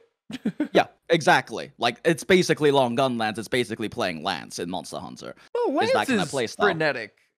True. Lance is a lot faster. Yeah. To get the counters because you're comboing and countering constantly. Yeah. But yeah, like you know, in basically every Souls game, one of, if not the easiest ways to play through is just use magic, because it's innately easier to kite things than it is to manage stamina well on top of dodging or blocking things well, right? Mhm. And also having to worry more about your positioning and like, okay, not only how much animation commitment do I have to put into attacking, how much do I have to put into closing the gap, hitting them, and then getting out, right? Like, Magic's just like, I'm just gonna run around and roll when something's about to hit me and throw spells at shit until it dies. Mhm. And like, Demon Souls probably had the easiest magic because of regen, but like, even in any of the other Souls games, Pyromancy or Sorcery were probably the easiest one in the first Souls game. And that's what I'd always heard. Yeah, Hex in 2 was probably the easiest one. And I haven't done any magic runs personally in 3, but from what I heard, Sorcery is also very easy, comparatively speaking. I mean, like, it's an easier playstyle mechanically than doing, Dex, Twitchy Katana stuff, or like Ultra Great Sword Strength stuff, or things like that. Even when I was, I had never played Dark Souls until, a year or two ago. But the meme was always, oh, you're dying? You want to beat the game? Just use Pyromancy and just walk through the game. Like, there's Newgrounds videos about stuff like that, just animations where the guys just throw fireball, throw fireball. Yep, basically. And like, these soft difficulty mechanics exist in these games, and like, I have often seen the argument. In fact, I think when we were talking about this stuff after the Elden Ring watch party thing, someone brought it up in chat. Was like, so what's the difference between having these soft difficulty mechanics and having an easy mode, other than the fact that like you have to figure it out or learn about it instead of just clicking the button over? But isn't that part of it? Is figuring out what works for you? It's exactly. So instead of, okay, so it's like this. It's somebody telling you this is how, or you figuring out how to draw your first drawing versus an app where the drawing is already made for you. It gives you a palette of colors and says, all right, now put the colors in the square. You had to figure it out, and that in and of itself is an accomplishment. Yeah, even if it's rewarding. Even if it was stupid and easy and I put health boost on it and I beat him. It's like, okay, well, fine. You did it with health boost. You figured it out. You did it with the tools that were made available for you in the game that everybody else had. Everybody else had these tools. You did the thing. It's okay. Yeah. You made use of the tools in the game and managed to, and which, in the case of like a game like the Soul series or Monster Hunter World, in my opinion, are very well tuned, right? Like, they're very well tuned, and like, they don't throw in shit that just like completely breaks the game, right? But there are things that if you learn about it and you're smart about it and use it well, you can use these things to give yourself the edges you need to push yourself past the walls or plateaus you're at. Right. And like, that is not only good game design, it's just inherently much more satisfying and part of the enjoyment of the game versus just clicking down the difficulty slider. Right. And the designers put these things in there for a reason. They're not putting them in there like, only the babies are going to use these. No, they're putting them in there because they themselves understand that some people are going to be challenged by these games. And they put in these options that are objectively strong in, maybe you're not going to get the fastest kill, but it's going to be really consistent and you're not going to get hit much. So it's like light bowgun in Monster Hunter World. If you wanted a weapon to just, hey, streamer, I just need a weapon to win. What do I play? I say rapid fire normal 2 light bowgun in Monster Hunter World. Every single fucking time. You every single fucking time. 500 yards away from the enemy. You hold left, pull the trigger down, and you just aim for the face. You are going to win. And then you roll when something's about to hit you. You're going to win every single fight. You might not get it done as fast as, say, a great sword or a heavy bowgun or a bow or, even an SNS or anything. You might have like the slowest clear time on average, but you are going to beat it, and that's fine. You still beat the monster within the constraint that the game gave you. There's nothing wrong with taking that. But just clicking an easy button is like, okay, well, I don't I don't. I want you to tell me what the easiest thing is. You know, it's like you figured out that light bowgun was good in those situations. You did that. If you just hit the easy button and then do whatever you want, the game did that. To go back to a specific excerpt of the quote from the first quote from Miyazaki we talked about earlier. So we want everyone to first face that challenge and to overcome it in some way that suits them as a player. Right. And that's the thing about soft difficulty, is that in a well-crafted experience like this, soft difficulty isn't even necessarily, oh, there's an easy mode built into the game somewhere. Soft difficulty is about there are multiple ways to approach this, and for the vast majority of people, a certain way is going to be easier. Like someone in chat earlier mentioned, Emmet TZ? Not sure how you pronounce that, but they said for me, pure sorcery was harder in DS3 than Dex or Strength. And that's going to be true for a lot of people. Well, even though like a high stability Great Shield might be easier for most people than like a close range like quality build you are running, or like a Dex build, for someone like you, it's not going to be easier because it's boring as shit to you. The perfect example. What did you tell me when I was picking out swords in Dark Souls 3? You said everybody uses the straight sword because the thrust move has a lot of reach and it makes up for the deficiencies in the rest of the kit. You get a longer range. It's a very well balanced weapon. Right. You said it gives you a long range option over the other swords. And I tried it. I didn't like the animation commitment. It didn't work for me. I ended up using the broadsword, which has the shortest range. It does like the thrusting move, the dodge move is a slash with a very short range, but a shorter animation commitment. And that worked for me because it was what I wanted to do. It's one thing that Dark Souls and Monster Hunter World both share that I find so amazing about both games' design, is that not only do you have this multitude of different playstyles, but they're all so very distinct. And like, no playstyle is like objectively better than the other. They may be objectively faster at clearing or whatever, but none of them are necessarily objectively, this is always better for like everyone. Everyone has different preferences. The interesting thing about Dark Souls min-maxing is that min-maxing is not about, oh, which Ultra Greatsword gives me the biggest like damage rating, right? Which one gives me the biggest number? For some people, that is the case. But the thing is, each Greatsword has different weight, different movesets, different scaling. Like every single one has unique strengths that for certain builds are better than others. Even if this Ultra Greatsword technically has the highest like damage per hit possible, it also might have too much weight, so you have to invest in your build to be able to have more equip load. It might not have a thrusting attack, and the thrusting attack is a nice mix-up to have in your kit and a nice option to have in your kit. It might have different weapon arts in DS3, which give you different options to use in different situations. Like each of the different weapons in the weapon class have enough differences that different ones can be tailored to different playstyles and different builds. And in Monster Hunter, every single weapon in Monster Hunter is arguably has more depth to the mastery and the combos and the mechanics and how you play them than like the main weapon in basically any AAA game. Like each individual weapon has so much depth to learning how to play them and to their playstyle differences that it's quite a beautiful thing.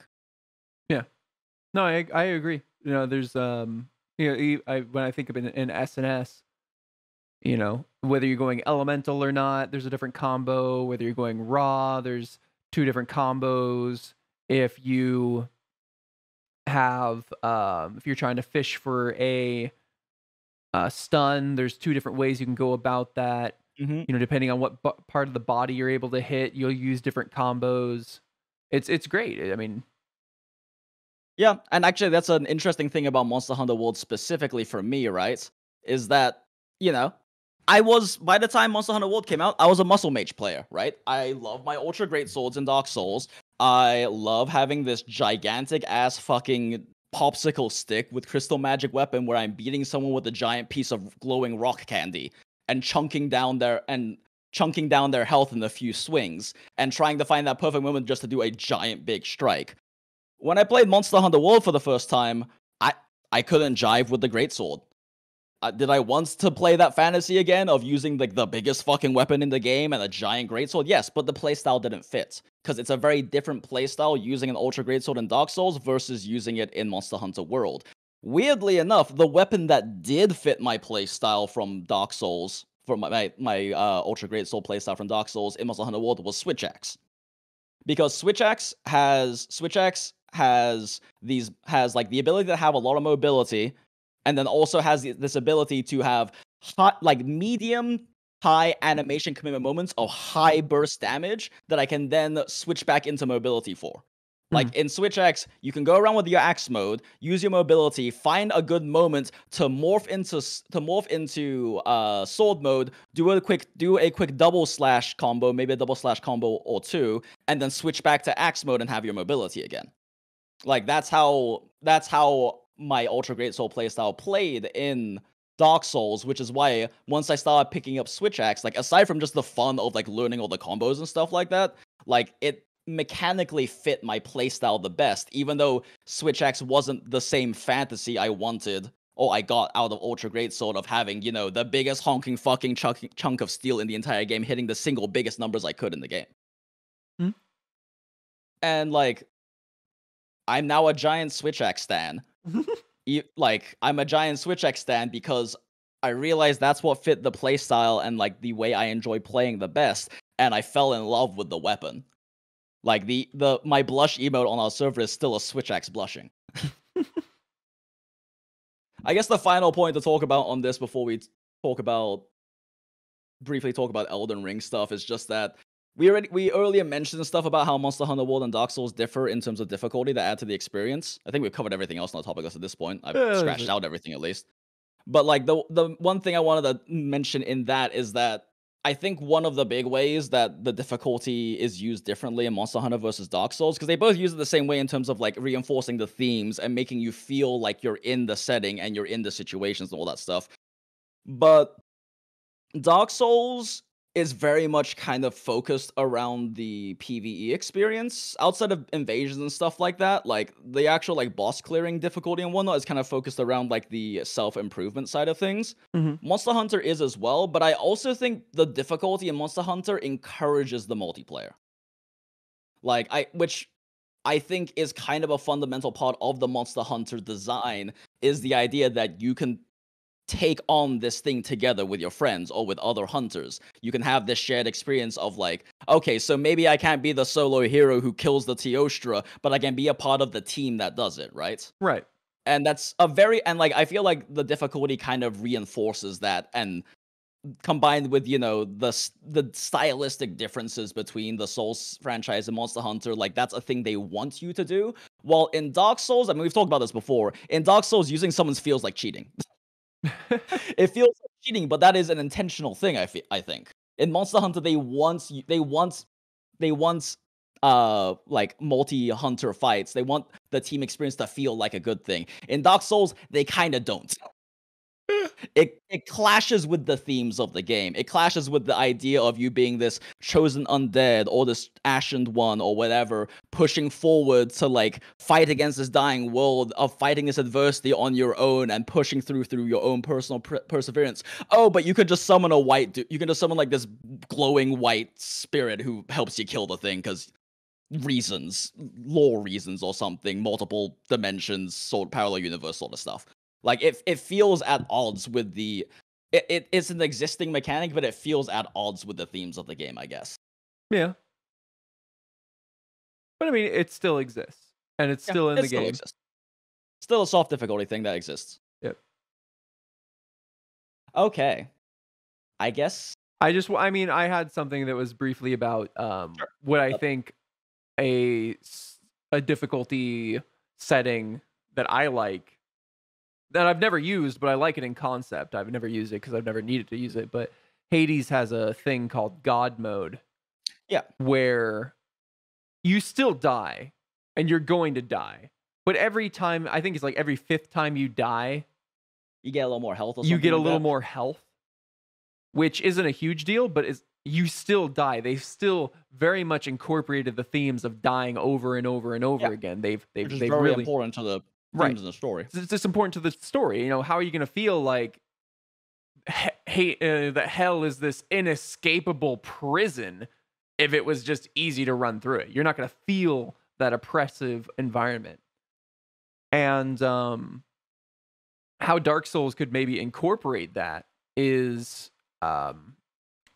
as you die, you maybe every 5 deaths you get 5 more health, or every 10 deaths you get 1 more strength or 1 more like relevant stat. And it's kind of like these bonuses that add up after dozens of deaths. And then after you beat a boss, they all go away. And then you have to re-go through the next environment. And if you die, you're getting just hardly noticeable incremental stats that add up after dozens of deaths. And maybe, but it's maybe like that 1 extra hit that you get, or that 1 little 10 damage that you do that adds up over the course of the fight that like gets you through it. But then after you beat the fight, it goes back down to 0 again.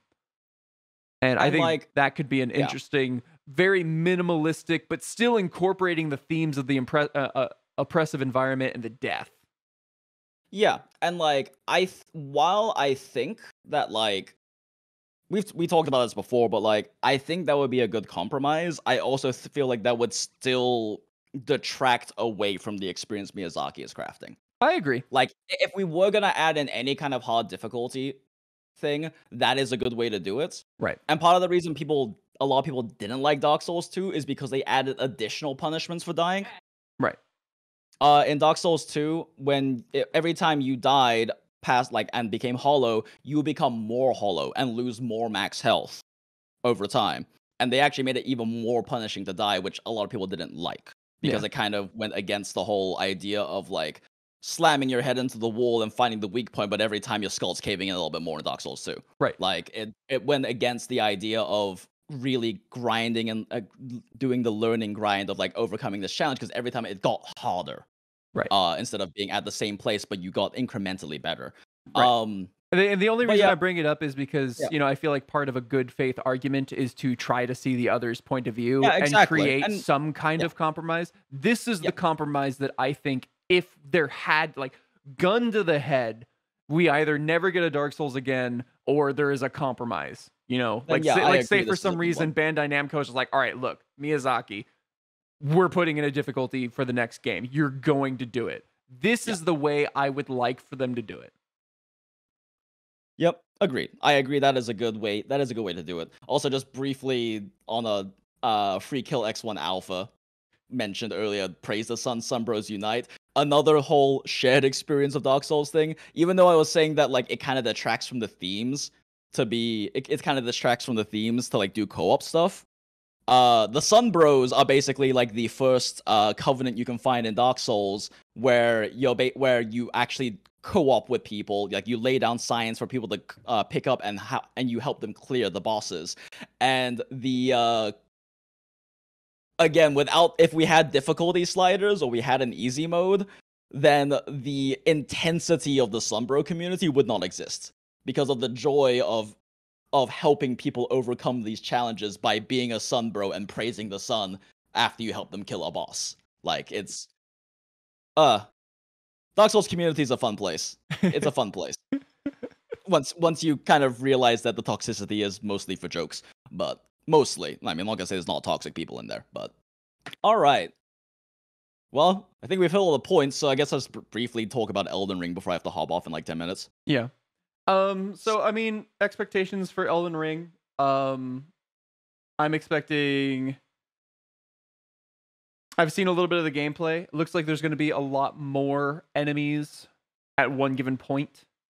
Typically Dark Souls has had maybe 2 or 3 guys tops, like 3 guys tops in any one encounter. Now you can fight more of them if you run straight past them and start aggroing everything in the dungeon. Even in the multi-person fights like that, if you're careful about like pulling enemies, you rarely have to fight more than one. Well, I'm thinking in like Dark or Bloodborne, where you had to fight those 3 mages at the same time. I gotcha. But yeah, I can't think of any where there was intended to be more than 3. Yeah, but mostly 2. I'm just saying, like, 95% of the encounters, if you're careful about how you pull enemies and, like, throw rocks at them or shoot them with with a gun in Bloodborne or whatever, like, you rarely have to fight more than one person at a time. Very rarely. Right. You can approach it that way if you want to be more methodical. And sorry, but it looks like there's going to be 8, 9, 10 plus enemies in like a single encounter that you could conceivably aggro if you kind of just got too close. But it Yeah. also looks like magic is definitely an AoE buster. Yeah, it also looked like from what I saw too that they have the stealth as an option too. Yeah, If you want where to you can kind of just approach it in like the Far Cry base assault sort of style. yeah, I saw like a sleep arrow kind of thing going on. Yeah, So like it they're looks giving like you it's going to tools to be handle those things, but going to be a lot of different ways to approach it. One thing I saw that I saw some complaints about that I really, really disagree with, yeah. uh, vehemently, that there was reused animations from Dark Souls, which means that this was Oh yeah, no, that is a the cheaper dumbest game or like argument a to make. less good game because it's just Dark Souls 3.5. It's just Dark Souls DLC. Oh man, they reused animations that were really good and they didn't feel like they had to change. Man, they must be doing this cheaper instead of, I don't know, devoting resources to other aspects of the game or something. Right, reuse every fucking animation you want if it means you spent that money and time into something that fucking matters. I mean, look, dude, The if animations the in Dark animations Souls are are so good, in I theory mean, are so good. well, Just reuse them. It's a good asset. well, it's something that pisses me off about like Call of Duty or something. There's a lot of criticisms to be had about Call of Duty, but Yeah. when they say, "Oh, the gun animations are exactly the same," it's like, bro, there's only fucking so many ways that you can shoot a gun and reload a gun. What do you want him to fucking throw it behind his back and catch it with his toe and fucking slip it right up into the like? What do you? There's only so many ways that you can stab a guy through the front. And if the Yep. animation's good, spend that money elsewhere. That's a good use of Exactly. your time. Exactly. I've seen all the weapons. You know, normally in Dark Souls, it's down strike, up strike, or left swing, down or right swing, left swing, right swing. There's like 6-hit combos for every fucking weapon in the game now. Like they added animations. Why Yeah, waste even if they're time? reusing even if they're using using animations from like other kit parts in the game, it's still they're adding to it. I get so pissed off when because it's the same shit that happened with God of War. In God of War Ragnarok, Kratos jumps into the boat the same way. So people were Yep. saying it was going to be a bad game because they're just reusing animations. Oh my god, the animation that you see where he jumps into the boat is the same. Wow, the same guy, the same character that you're Clearly, playing, the same person is going to jump into the boat the same way that they always have jumped in the boat. Wow, it's almost like they're the same character and nothing has changed. oh man, it's almost like they made a thing that works well and they like the assets, so they're using it again instead of expending resources Well, on I'm making a talking new even one just for from a story no perspective. reason. Why would Yeah. he get into a boat a different way in a different game? It's the same person. And it's not like it's 40 years in the future. It's like a year in the future. Who cares? Oh yeah, that's another dumb take that Le Benadero said is that there's also been a take of like it looks bad graphically because it's basically like it graphically it's like people consider it like a downgrade from the Demon Souls remake. Okay, well, first of all, Demon Souls Remake was a PS5 exclusive. When you have something exclusive to one console and one console only, you're able to use the assets and the resources in an extremely specific way to optimize it in a Yep. way that runs extremely well on this one specific piece of hardware. That's why a lot of Yep. times you'll be able to get really good graphics out of consoles and especially console exclusives. Yeah, because PC also just has the issue that everyone's PC is different. Right, you But, have to like, have enough wiggle room to optimize for every single PC, whereas like a game developer like Naughty Dog or something like that, where it's I am developing for this specific set of hardware, you Yep. can dial in exactly the right things and push the hardware in the exact right way to you can optimize still it and hit a make it look its crisp best. 30 or 60 frames, Yeah. but you can push exactly to the amount of fidelity you can get out of that 30 or 60 frames. You Right. can't do that when it's cross-platform. Right, like Mario Odyssey looks way better than the Switch should provide. But because it's a first-party Nintendo game working with the Switch, they were able to optimize the Switch in the exact right way to make Mario Odyssey look fucking amazing. Yep. So, like, I guess personally for me, what I'm hoping from which is Elden Ring, coincidentally the exact same reason why a single difficulty works. man, it's almost like when you can optimize to a specific thing, it's better. Right. They have created the Full exact circle. experience that they wanted based in the confines that they have created. There's no wiggle Full room. It's circle. exactly what they wanted, and it works because it's the exact settings that they desired. Full circle. Full circle. But yeah, I guess just to briefly talk about my what I'm hoping for out of Elden Ring, because like we've talked about this. This is like probably the first game that we're probably both as excited as each other for in like a while for different reasons. Mhm. And like for me, the main thing I'm hoping for is that, because like this is gonna be very different from the previous games, right? They're transitioning to the much larger open world format and all of that. I'm hoping that Miyazaki didn't feel like he had to make compromises, because I've basically been like fucking fanboying about this entire goddamn podcast, is that I do think Miyazaki is truly a genius when it comes to using the tools a video game has available to craft an experience. And I just hope he didn't feel like he had to make compromises for that. Mhm. Because, like, it's very different having your kind of, like, Metroidvania interconnected world sort of quote-unquote open world thing that the Soulsborne series had, to still being able to craft such a good experience when you have the ability to tackle content how you want to and go in any direction you want to. Mhm. And I'm concerned about... I guess I just have concerns that I hope he didn't feel like he had to make compromises on his artistic vision because of the format change. And I hope that he still is able to convey as excellent an experience with the format change. Mhm. Because, I mean, so far, everything I've heard about the, like, network test from my friends who are in the network test it's nothing but praise. Mhm. Like, game mechanics are good, new mechanics feel really good, bosses feel really good. But does it have a grapple hook? But does it have a grapple hook? No, like it shit game. Lol. But yeah, like so far everything I've heard about it sounds really good. So I'm very hopeful, definitely. And I'm just hoping that whatever compromises had to be made for the change of formats don't detract, I guess. Because it is harder to craft such a specific experience when you have that open world format, right? Yeah. But also, when you have the open world format, you can have different themes and craft those different things. Like, I'm not expecting it to have the same experience as Dark Souls, because it can't. Because you can't have that, like, singular journey kind of experience crafted as well as an open world, but you can have the themes of exploration and discovery and all of those things also crafted in instead, right? So I'm just hoping that, he transitions well to it, I guess. I anticipate that the game will be a little more I am a bit concerned about the difficulty. Happy-ish? Yeah. Because I mean, if it's written by George R.R. Martin, I mean, he might have different perspectives, and they might have come to a more positive ending as opposed to the very bleak everything sucks and it's always going to suck. Yeah, maybe.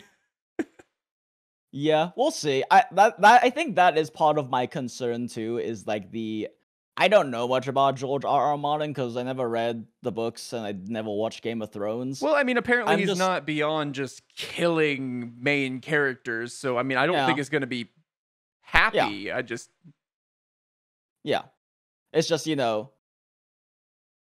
this isn't like exclusively Miyazaki's work anymore, and so I just hope that like the transition to all of these new things works out well. Yeah. But I'm excited for the game regardless. Yeah. And even if I don't personally enjoy it as much as the Dark Souls games, it's still more Miyazaki shit, so I'm gonna eat that shit up. Yeah. Okay, very last thing. just a little tidbit for people who didn't know. Apparently, at least according to the network test, Elden Ring won't have PvP, the invasions, unless you're already in co-op, in which case, like, that's when, like, invasions get enabled. Like, in Dark Souls, if you're playing online, you could just get invaded by people any fucking time, basically. Outside of, like, being in a hub world or whatever, or being in a, in a bonfire, a save point. But, like, now the only way to engage in PvP, like, in that kind of PvP, like, there's, like, the ability to duel people and shit like that, but, like, is if you're in co-op or you use an item to specifically summon invaders. And I understand why they made this choice. I don't know how I feel about it. Because, like, when you use the item to summon invaders, you can be invaded by up to 2 people at a time, and also it reduces the timer in between invasions. So you're basically, like, turning on 2 to 3 times harder invasion mechanics than you had in the other Souls games. And I feel like the level of invasion pacing in the Souls games was very good. And then on top of that, I don't know how I feel about this because I'm probably gonna go through the whole game using the Torturer's Tongue, which is the item that summons invaders. But I don't know how I feel about, like, the pace of that being increased so much. And I also don't like the idea from, like, an invasion standpoint of, if you're going to be invading, you're going to be going to co-op games probably 95% of the time and having to fight multiple people at once. I guess we just have to do co-op ourselves. Well, I mean, also, yeah, we could just do co-op together. But, like, I don't know, like, I understand why they had to do this, because, like, for those who don't know, in the original Souls, in, like, the Soulsborne series, twinking is a huge problem, which is kind of, like, equivalent to smurfing, I guess, in Valorant or League or something like that. But basically, people, and I will admit, I was a twink for, like, a few weeks. I did do this, so I'm part of the problem. Years ago, but I was part of the problem. Basically, you just min-max the fuck out of a lol. But a twink is basically a character that you min-max the fuck out of a character of very low level, and you go into other people's worlds of low levels and fuck them up, and even if they're like 4 or 5 times better at the game than you, they probably can't beat you because you've min-maxed the hell out of a level 30 character. Right. Like, and I did this, so I'm part of the problem. But, like, yeah. Yeah, I don't know how I feel about it, but that's a thing. Alright, it's 1:45, I gotta head out. Yeah.